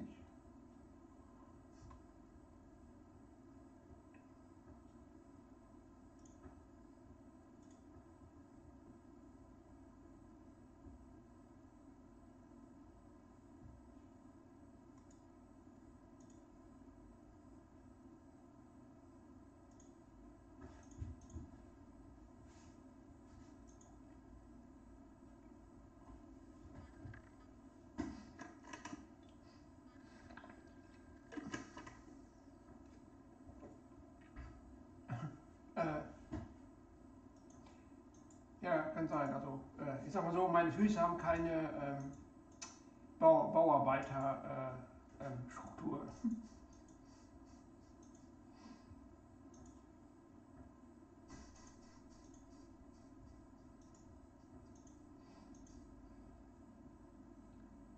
Die haben ja so eine Tanzstruktur, also eine Bauarbeiterstruktur.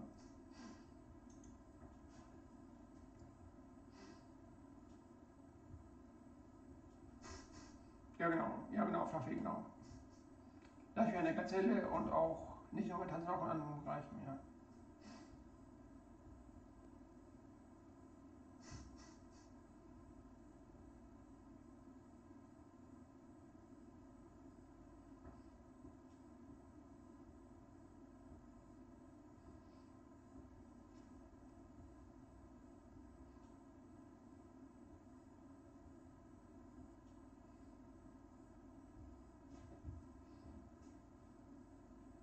Bin gut gelaunt, die auch.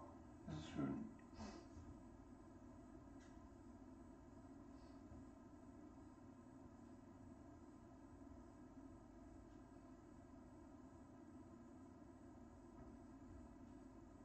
Ja, ich tanze jetzt nochmal und dann nochmal die gleichen Songs. Mache ich gerne jetzt.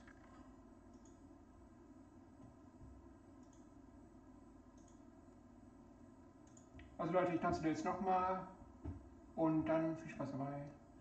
Was?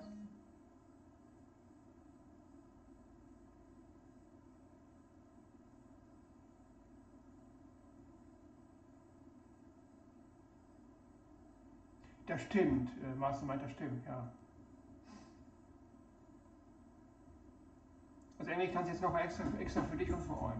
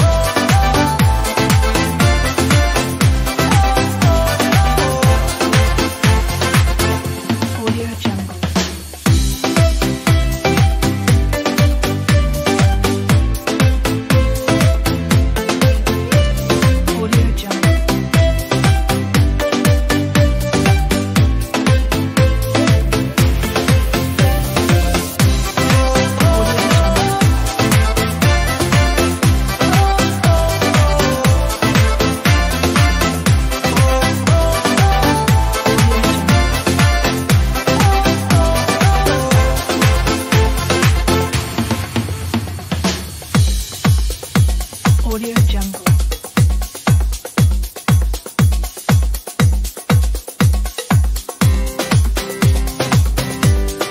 Audio Jungle.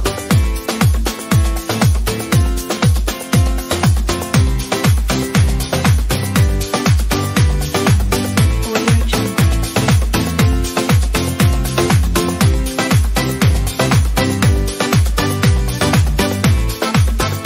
Audio Jungle.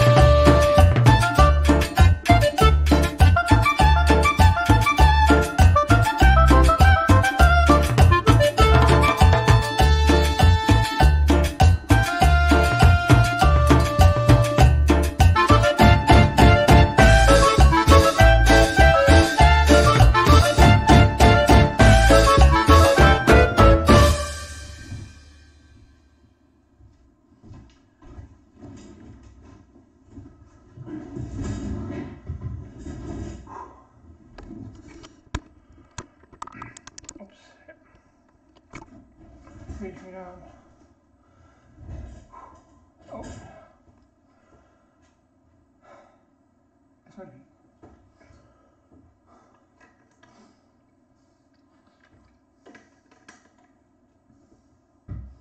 Noch Spaß mit euch. Es ist sehr heiß im Raum hier.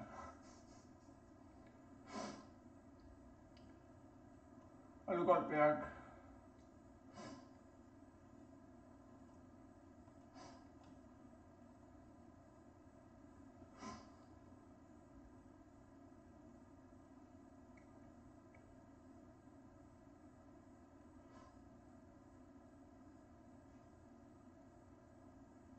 Bestimmt, ich bin besser geworden.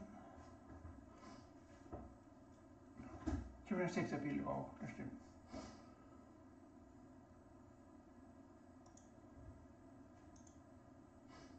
Ich tanze jetzt noch einmal so, ist noch ein Song, tanze ich jetzt noch einmal.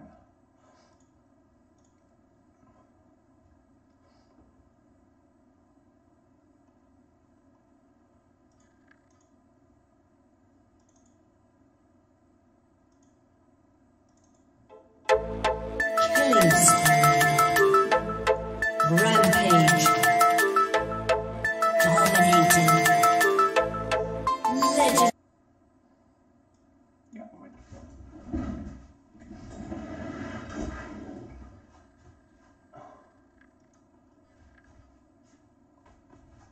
Ups, umstellen.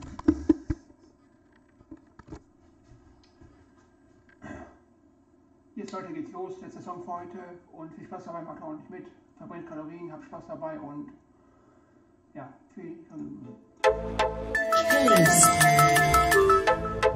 Rampage.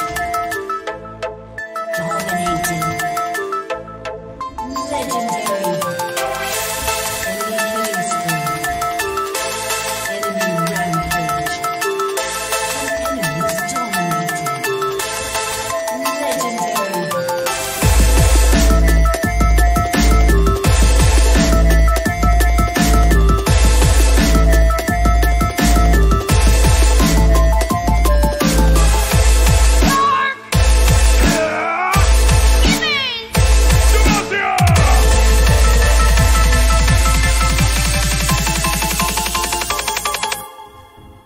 Shut down.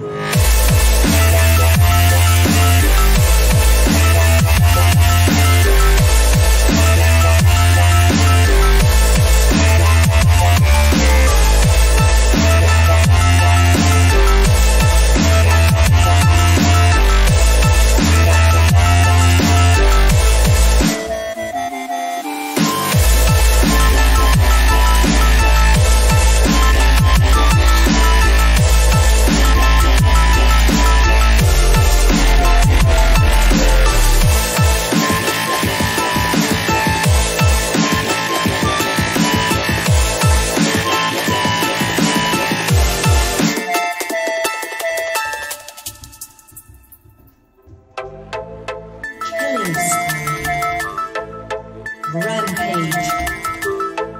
Dominating. Legendary. Enemy killing spree. Enemy rampage. Enemies dominating. Legendary.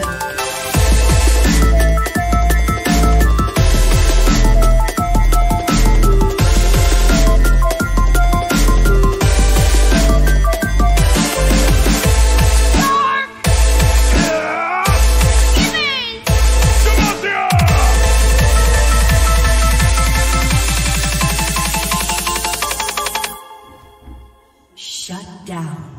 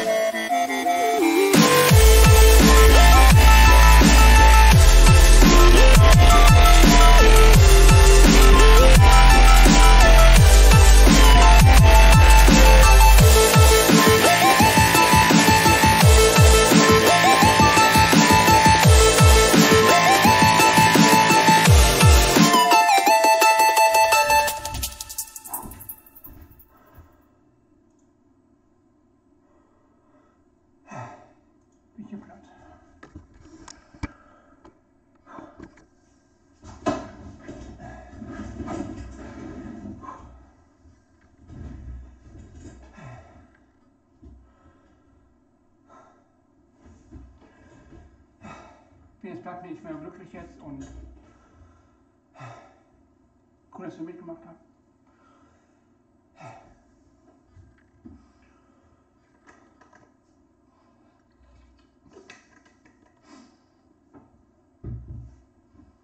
Ich liebe diesen Song, also das geht echt in die Hüften.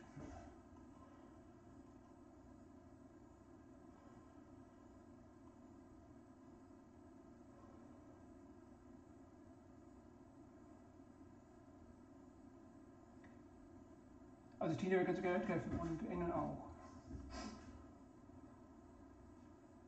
Geht vereinbaren. Also vielleicht Moses, bisher hat sich kein Nachbar beschwert. Zum Glück nicht.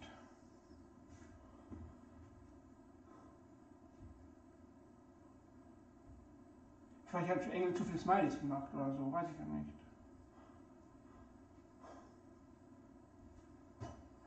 Also ich bin platt, Leute.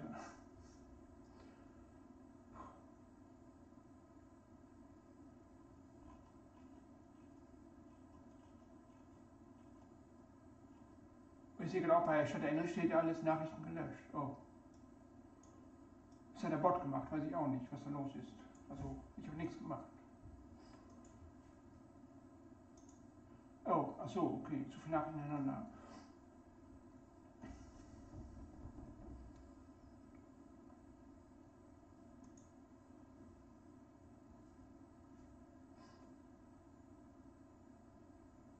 Ja, der Bot, der schimpft so viel, wenn zu viele Smileys sind, dann schimpft der Bot, das mag er nicht so. Also maximal 6 Smileys erlaubt er, glaube ich. Habe ich so eingestellt halt. Also so zwischen maximal 5, 6 Smileys habe ich eingestellt.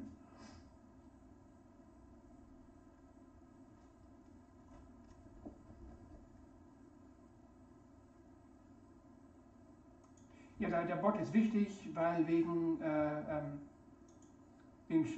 Spam und so und wegen Hatern etc. Deswegen ist der Bot wichtig. Wenn ich den Bot nicht hätte, dann wenn jetzt mal Hater reinkommen würden, dann würden halt, wenn die halt irgendwas reinschreiben oder was weiß ich, dann wäre ich einfach überfordert, das halt zu löschen. Und der Bot nimmt halt dann Teil der Arbeit. Weil das für mich und der Nora, das wäre dann zu viel Arbeit, wenn auf einmal, sag ich mal, übertrieben gesagt, 1000 Leute reinkommen und davon 1000 Leute halt Unsinn reinschreiben oder Blödsinn oder so, dann, ja genau, Nora, darum geht's, ja.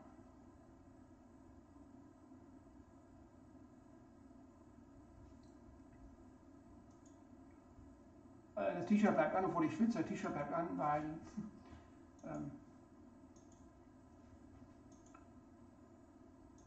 sonst, wenn ich jetzt T-Shirt ausziehe, dann gibt es einen Ärger mit YouTube.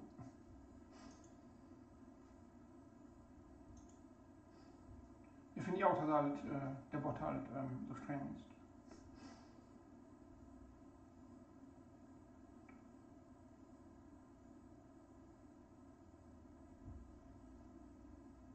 Ja, stimmt, oder ja, stimmt, wenn zu viel dann, sag ich mal, zu viele Nachrichten reinkommen von irgendwie komischen Leuten, die halt beleidigend sind oder so, dann hat man halt als Moderator ist man überfordert. Wenn da zu viel, sag ich mal, Beleidigungen reinkommen oder so von irgendeinem Hater oder so, keine Ahnung, dann hat man als Bot, was denn jetzt, als Moderator und Admin halt überfordert.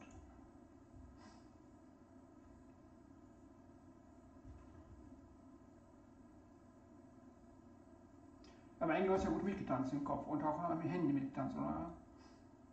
Hast du einen Kopf mit mir getanzt, oder?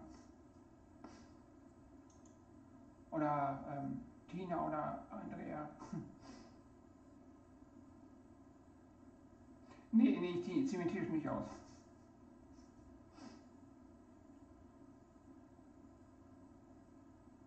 Ja, stimmt, ja, stimmt, das kann man einstellen, ja, das kann ich einstellen, ja, stimmt, das kann ich machen, ja, stimmt. Ich glaube, so eine Option gibt es auch beim Bot.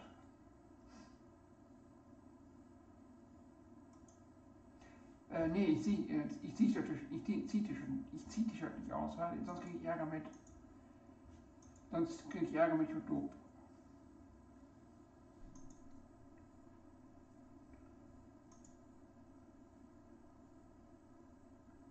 Ich ziehe T-Shirt nur live aus, wenn ich halt über Webcam oder so. Nur in live in 3D.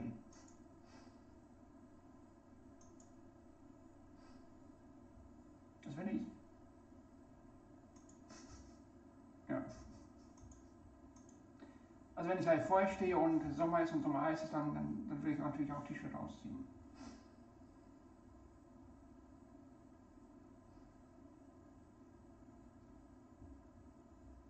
London, ja, stimmt.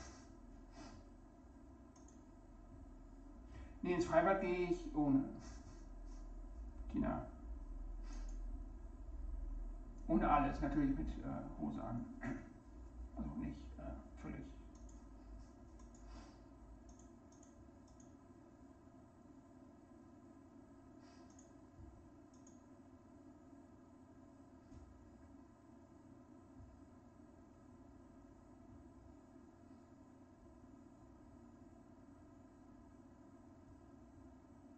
Weil Aussehen hier bei Livestreams, das können andere machen. Ich will aber nicht dazugehören.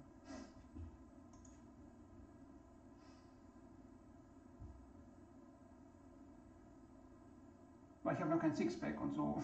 Und deswegen passt das nicht.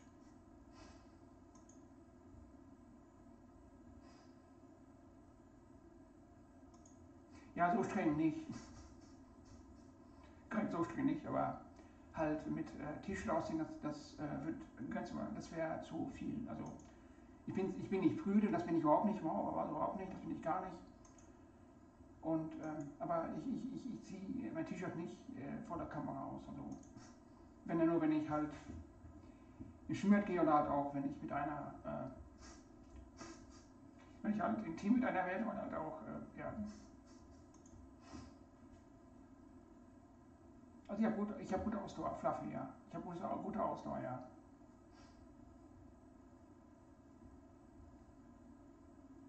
Aber wenn ich was mache, ziehe ich das auch durch.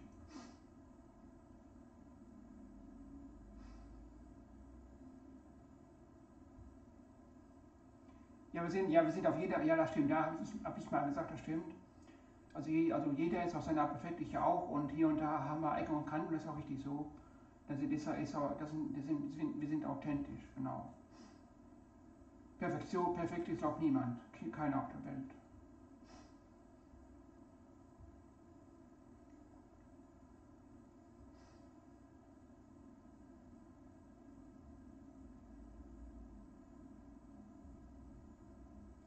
Ja, Tina und Fluffy, also wir können gerne auf ein Date vereinbaren.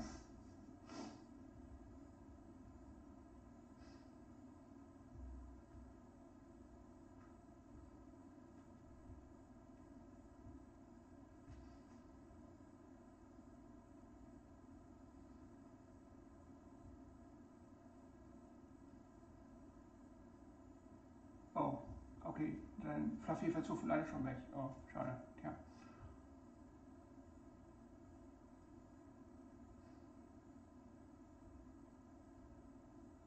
Dann Emma und Andrea. Und Tina.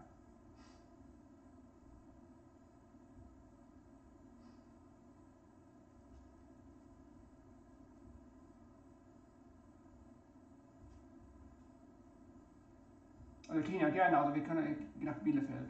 Oder, jetzt sag mal so, ich will jetzt auch keinen hier Alarm auslösen, oder?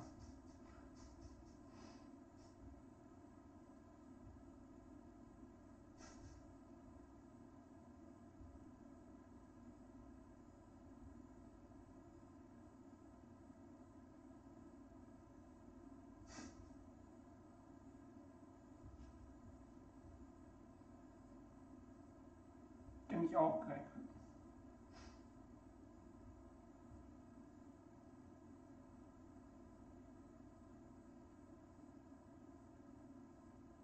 Bielefeld ist nicht so weit entfernt.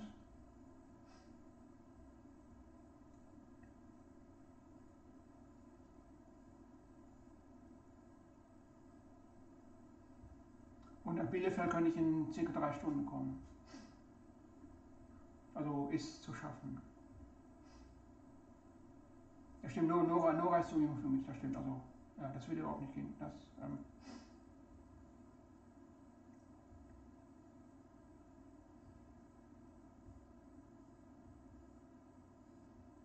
Also Tina, müssen wir mal gucken, wann ich mal nach Bielefeld mal komme.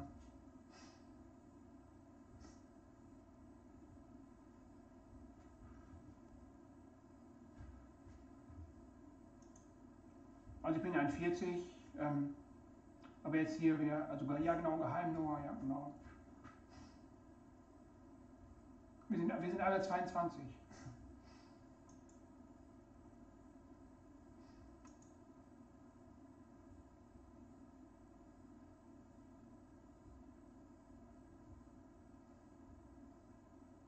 Tina, dann müssten wir mal gucken, halt, wann, wie wir uns am besten halt mal, wie wir uns dann gerne mal am besten mal kurz schließen. Über Discord oder weiß ich nicht, oder Instagram oder so. Ich weiß ja nicht.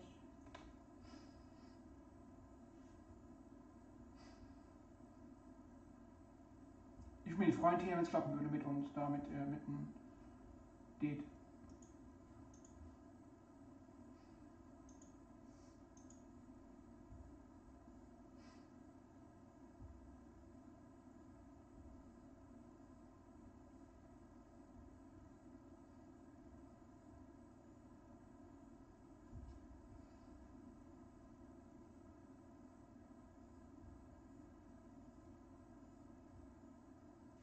Wird bestimmt angenehm und auch lustig und auch heiß. Oder ja, mal gucken.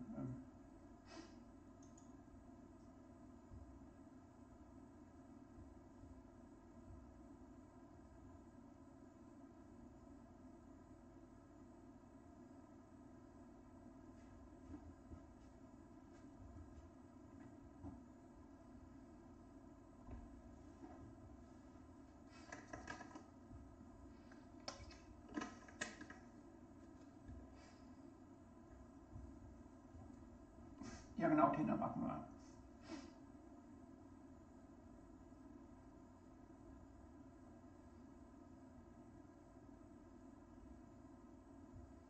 Das heißt nur gucken, Tina, halt, wie wir uns da halt jetzt kommunikativ halt verbinden.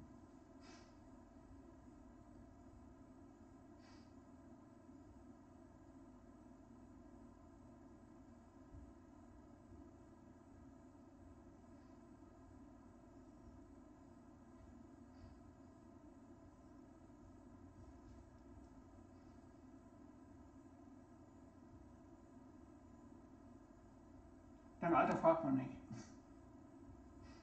Ich schätze, Engel ist 29.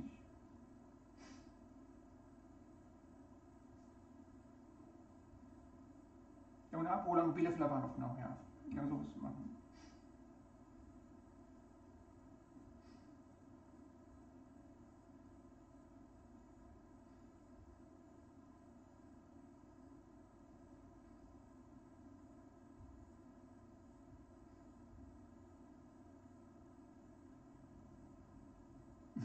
Lol, great.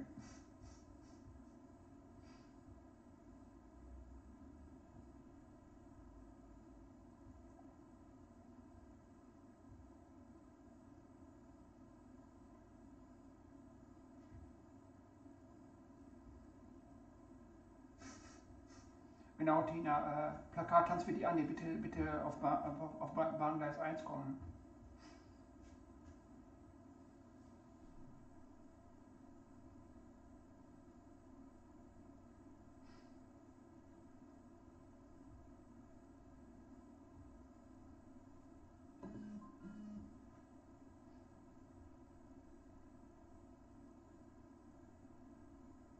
Ich schätze, Nora, du bist 18.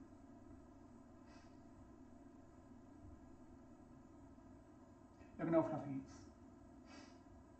Und finden sich auch.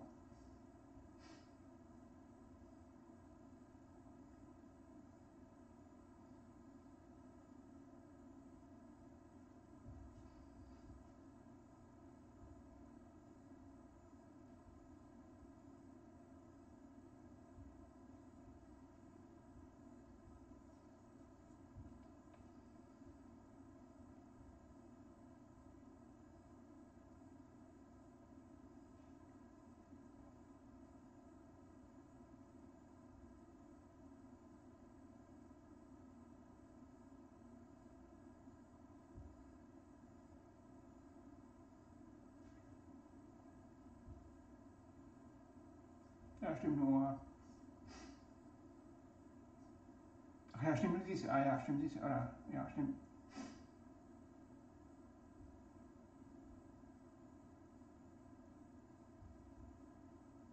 Nora ist mindestens, Nora ist 18, ja, 18,5.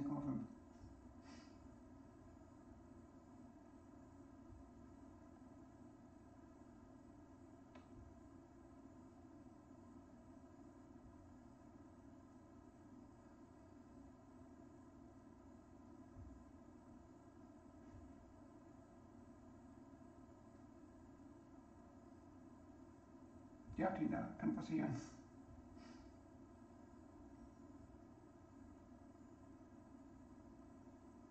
Ja, Alter ist jetzt auch nicht so wichtig, also Alter ist jetzt auch nicht sehr so, also Frauen sollten generell nicht nach Alter fragen.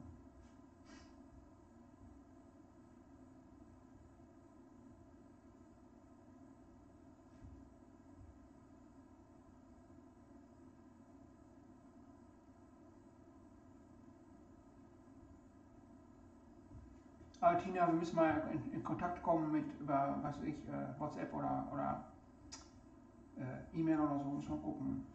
Oder Instagram.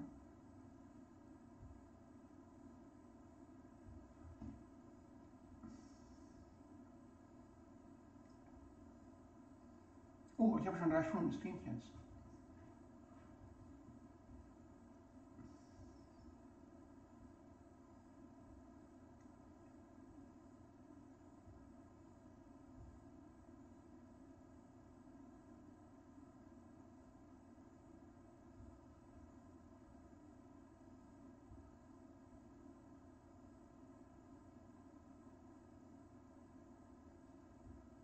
Also ich fühle mich wie 28.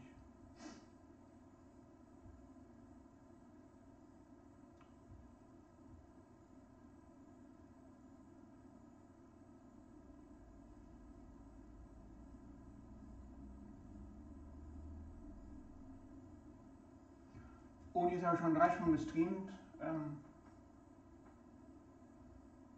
Ja, ich werde immer früher, ich werde immer geschätzt. Also ich wurde schon mal auf 27, sogar auf einmal auf 17 geschätzt. Auf 17, also da habe ich gedacht, nee, da war ich damals 35. Muss ich ein bisschen schmunzeln. Auf 17, ja.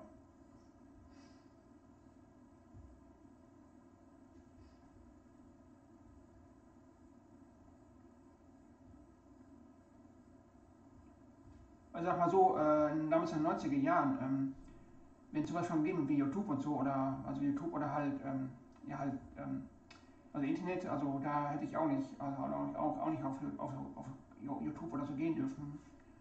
Wenn ich halt so vielleicht so 14 oder 12 oder so war, hätte ich vielleicht auch nicht so auf halt YouTube vielleicht nicht so richtig gehen dürfen.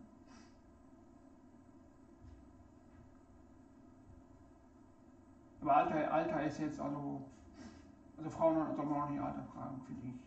Das ist unhöflich.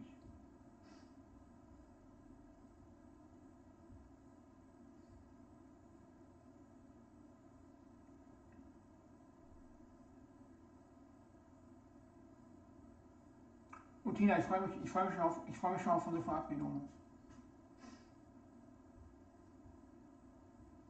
Also Nora, solche Leute sollen auf jeden Fall komplett rausfliegen, wenn solche Unterleute da, also nee, solche Leute haben nichts zu suchen.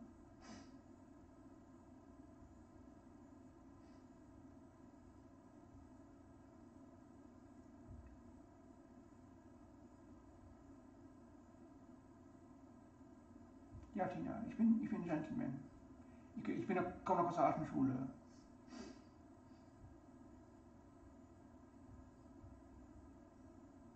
Ein Gentleman mit Hüftschwung.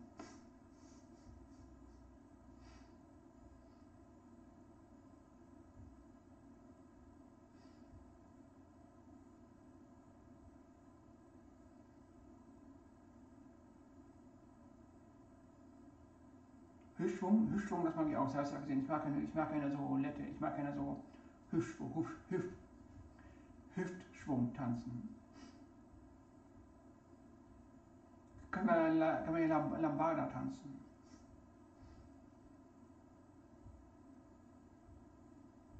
zur Änderung, genau.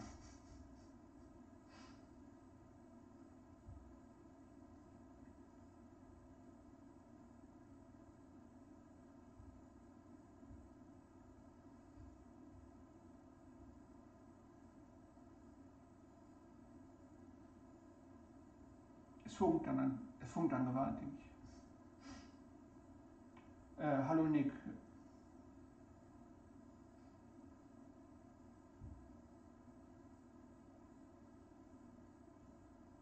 Ich sag mal so, ja, falls ich dann zu Hause komme, Bettina. Aber erstmal Schritt für Schritt.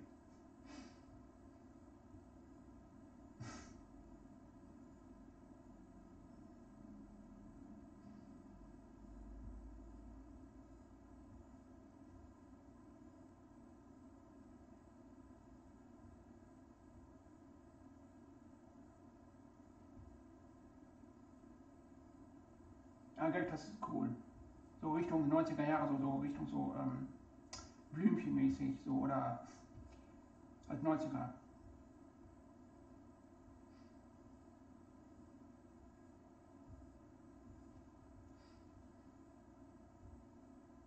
'90er ist mein Jahr.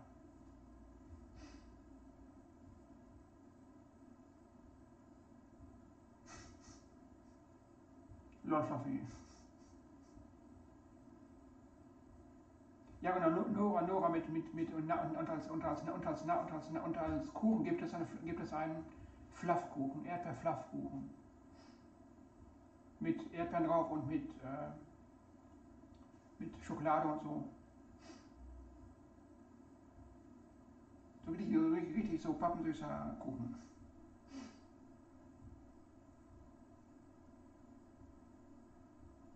Ja genau, Engel. Trauzeuge, ja, also könnte gerne alle sein. Also Greg, Engel,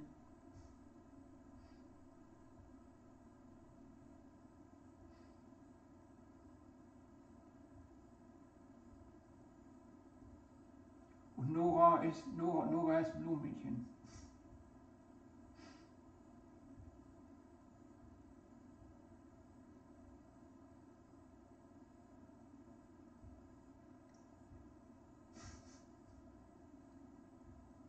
Also Tina, schreib mich am besten mal an, weil du kannst nicht mehr bei YouTube, aber E-Mail halt anschreiben. Auf jeden Fall, Tina. Schön bunt und knallig bunt.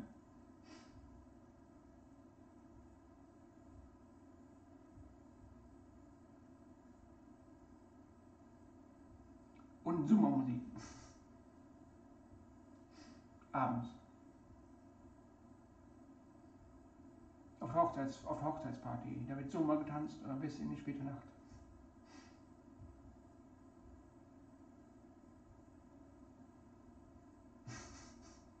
Lol, Greg, ja.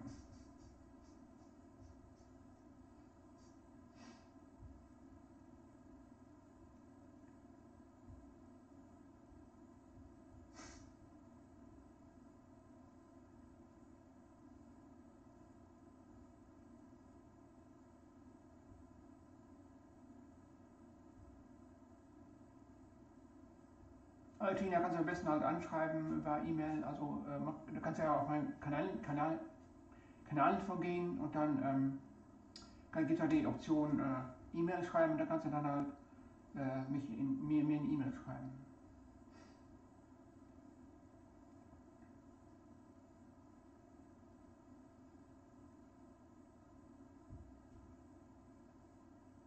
Zuckersüß, zuckersüß. Süß wie Marzipan.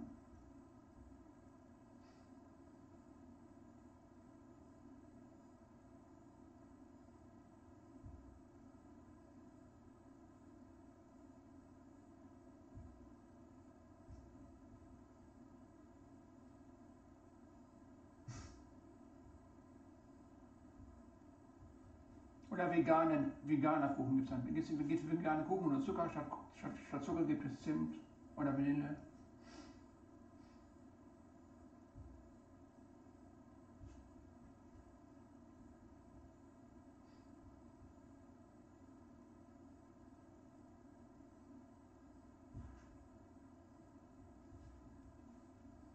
Tine, wie gesagt, einfach eine E-Mail schreiben, also kannst da mich kontaktieren über Kontakt, über Kanalinfo, dann gibt es halt diese, runter mit der Runtersponsor diese Option halt E-Mail schreiben und dann einfach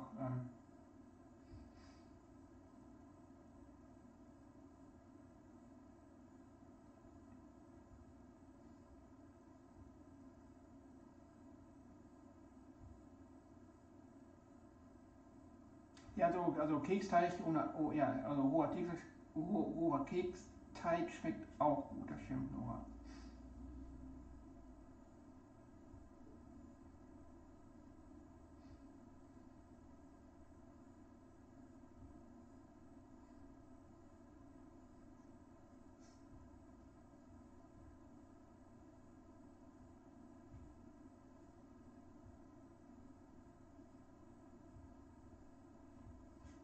Also Tinerchen, also ich komme auf jeden Fall komme ich nach Bielefeld. Ich muss halt nur gucken, wann also ich schaue nach, wo es Konzert gibt, was interessiert, dann beim nächsten Stream oder so, dann sage ich das. Und dann können wir dann halt auch uns kurz schließen und dann holt es mich am Bahnhof ab und dann gehen wir zum Konzert und dann wird auch eine Wochenende, wird dann auch halt dann Wochenende bleiben und so und dann kann man das mal gucken. Ja gut, tanzen ist es jetzt nach 10 und also laut Hausverordnung darf man nach 10 Uhr nicht mal so laut sein. Weil könnte sein, dass ich sonst Ärger mit Nachbarn bekomme, wenn ich jetzt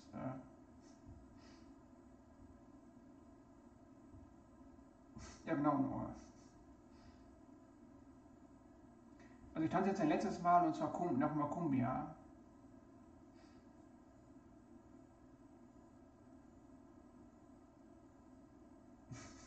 Lacht ihn, naja.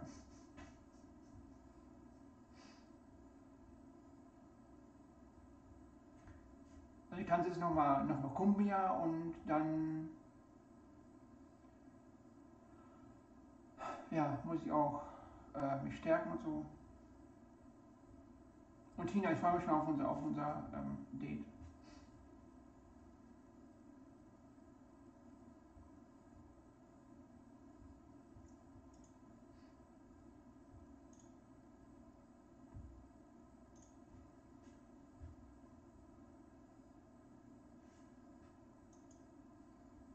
Ich tanze jetzt letztes Mal.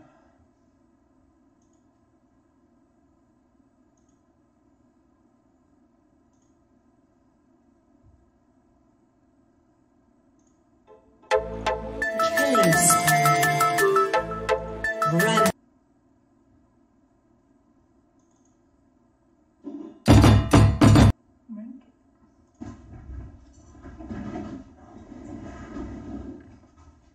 Tina tanzt mit.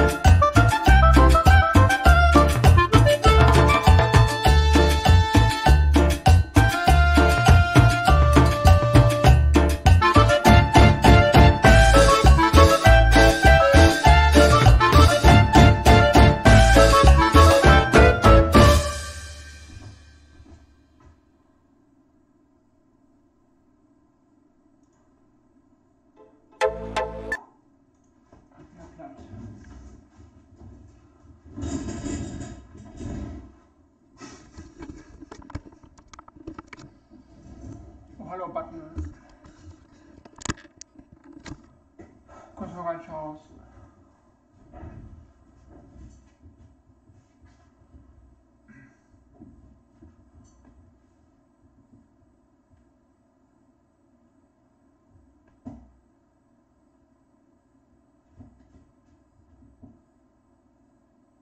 Also Button, hier ist lustiger Abend. Ich habe auch ein Date mit Tina.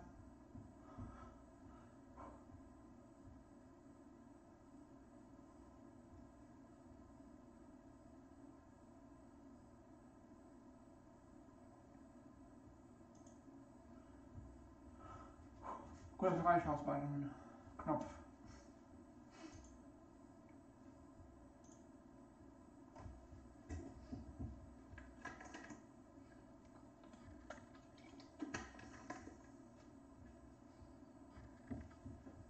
Ja, ziemlich viel. Ich denke mal, ich habe so mindestens so 1200 Kalorien verbrannt. Ich habe hier so circa 2 Stunden getanzt und das ist schon heftig. Wie eine Sommerparty.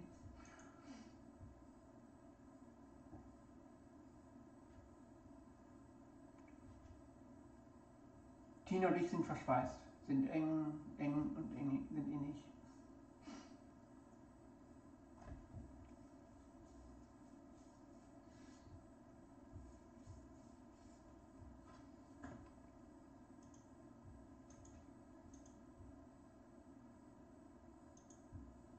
Ja, Tina, ich habe einen Hüftschwung. Ja, Knopfen. Also Button-Knopf, du hast den Tanzpart verpasst, kannst du mal zurückspulen. Auch mit Hüftschwung, ne? Weil habe ich heute gemacht und so. Ich habe Tina das Herz mit erobert. Lord Fluffy. Die tanzen da wild umher.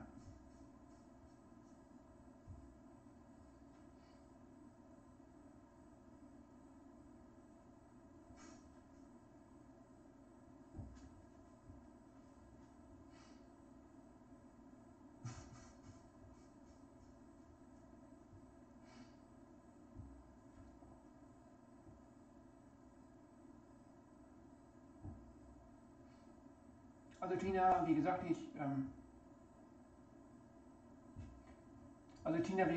ich schaue nach, was in Bielefeld los ist mit den Events und so, und dann für den nächsten Stream, dann sage ich das.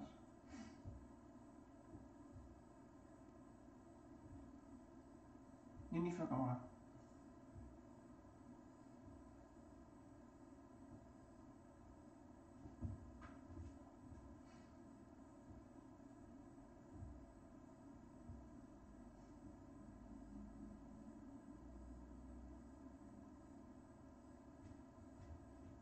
Und Tina, ich will zuschauen, dass das so relativ zeitnah wie möglich der Event ist, welche Events in Frage kommen. Und vielleicht Konzert oder so, oder was weiß ich. Ich schaue mal nach und dann gebe ich dir Bescheid.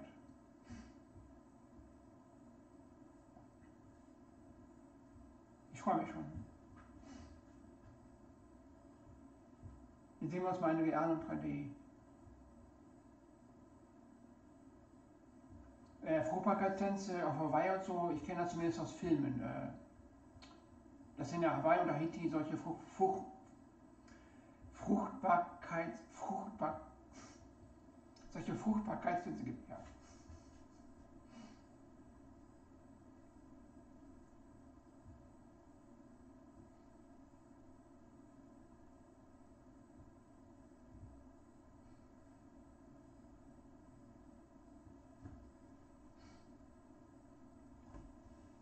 Ich streame jetzt noch bei 20 nach und dann muss ich auch essen und 0 Uhr geht es ja weiter mit dem Filmquiz, da werde ich live per Audio da sein, das heißt, ich bin zu hören und dann, ja genau, Button. Ja. Und bei Filmquiz, bei Schizostreamer, da bin ich dann halt auch alle zu hören und bin mal gespannt, ob auch für alle Filme erraten werden können.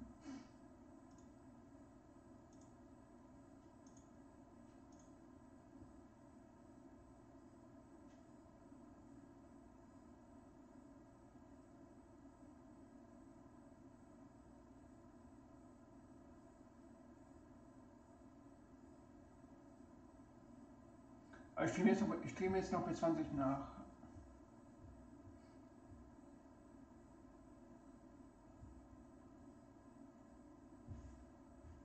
Nee, der steht überhaupt gar nicht da. Ich glaube auch, der streamt erst um 0 Uhr. Und also Zuckerfreund heute tanzt nicht mehr, weil ich gleich um 20 nach offline gehe.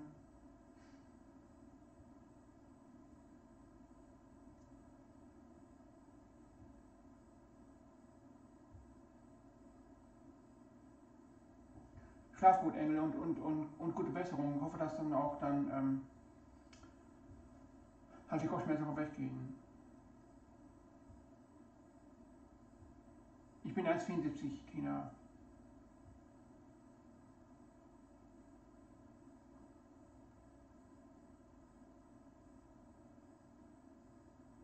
Oh, Freitag ist nicht gut.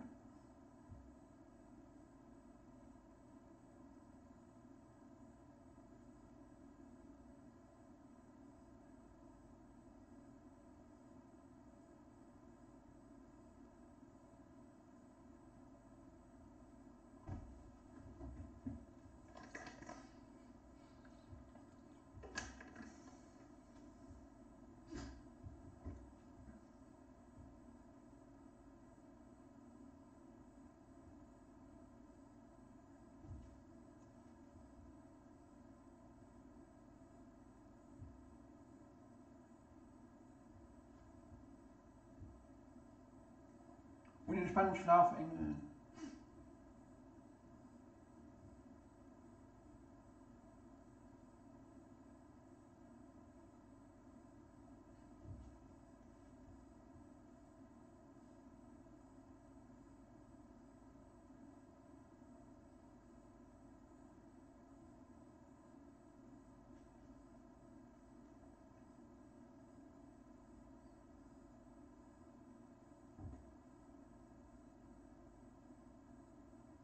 Ups, jetzt deckst du auf. Oh, dann Knopf, Button. Wünsche dir gute Nacht, eine entspannte Nacht und bis zum nächsten Stream. Achso, ja genau, Leute, ich bin am Sonntag auch live auf meinem zweiten Kanal. Und da werde ich ja wahrscheinlich Life is Strange weiter spielen. Und werde ich 19 Uhr dann halt am Sonntag halt streamen. 19 Uhr Sonntag auf meinem zweiten Kanal. 19 Uhr. Ist Sven hier da? Ja. Entschuldigung, jetzt gab es halt da. Ist Sven hier da?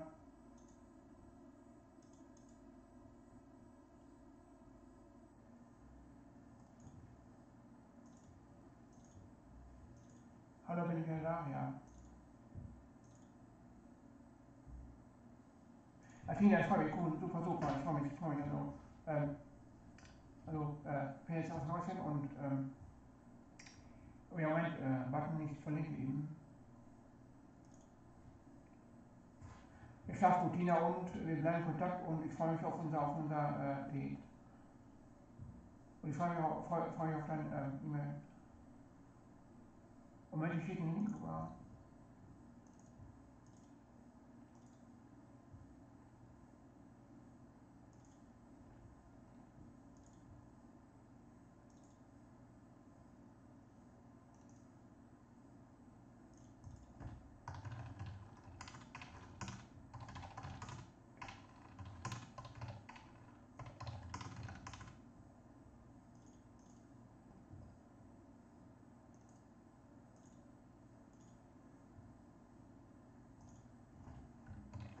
Das ist mein zweiter Kanal.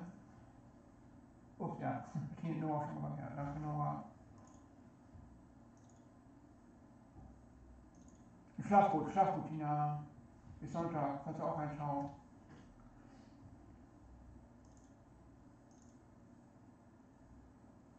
Ja, du warst schneller.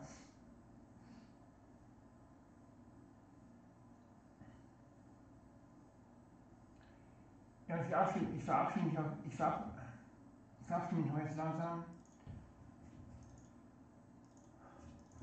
Also ja gut, der Tanz, mein Zeitkanal ist ein ältester Kanal, da habe ich schon seit 2013 oder so. Cool, danke Button fürs Abo. Also der Kanal ist älter als mein Zeitkanal. Und da mache ich halt Spiele und so, also auch gemischt. Und da sind auch mal teilweise auch Hörspiele halt gemacht. Und wie passt das dann? Ihr könnt mal reinschauen. Ja, also ja ein bisschen, ja, Gaming ein bisschen, ja. Ich bin ja nicht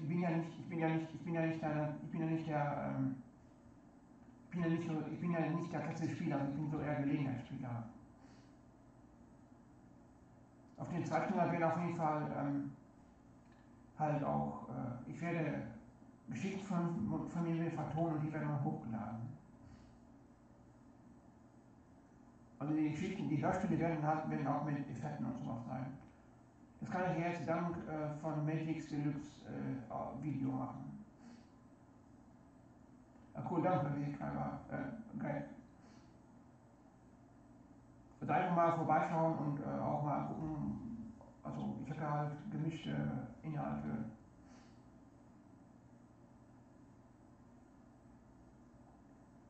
Ja, danke, Emil.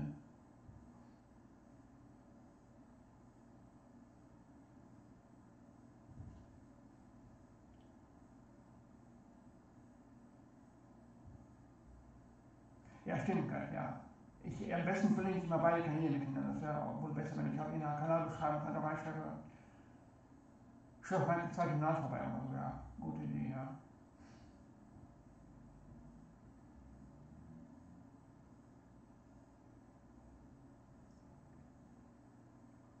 Und thank you alle für das Feuerabo. Und ich freue mich, wenn ihr Sonntag bei mir vorbeischaut. Um 19 Uhr, wie gesagt, da spiele ich wieder live is strange, ja. Schwierig auszusprechen.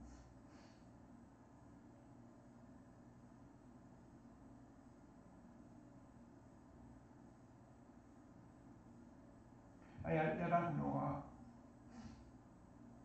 für die Verlinkung.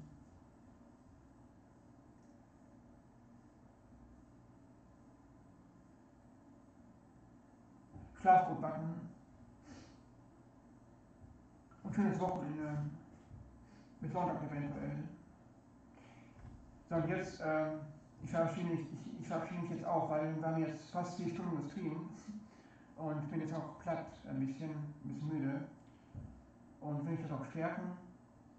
Und dann sage ich mal, ich bedanke mich bei allen, die mitgemacht haben, auch mitgetanzt haben oder auch hier im Chat und aktiv waren und so. Und dann sage ich mal, also Daumen hoch, falls nicht vorne, Daumen runter, Kommentar ist immer gewünscht. Und dann sage ich mal, bis nächsten Freitag werde ich dann Tabata wieder machen. Und dann sage ich mal, schönes Wochenende und Tanzfittis bleibt fit und tanzt fit und ja. Und bis zum nächsten Mal. Ciao. Und alle im Chat jetzt auch, ich wünsche euch ein schönes Wochenende und erholsames Wochenende und tanzt auch viel und so und ja. Und sage ich jetzt mal, ciao.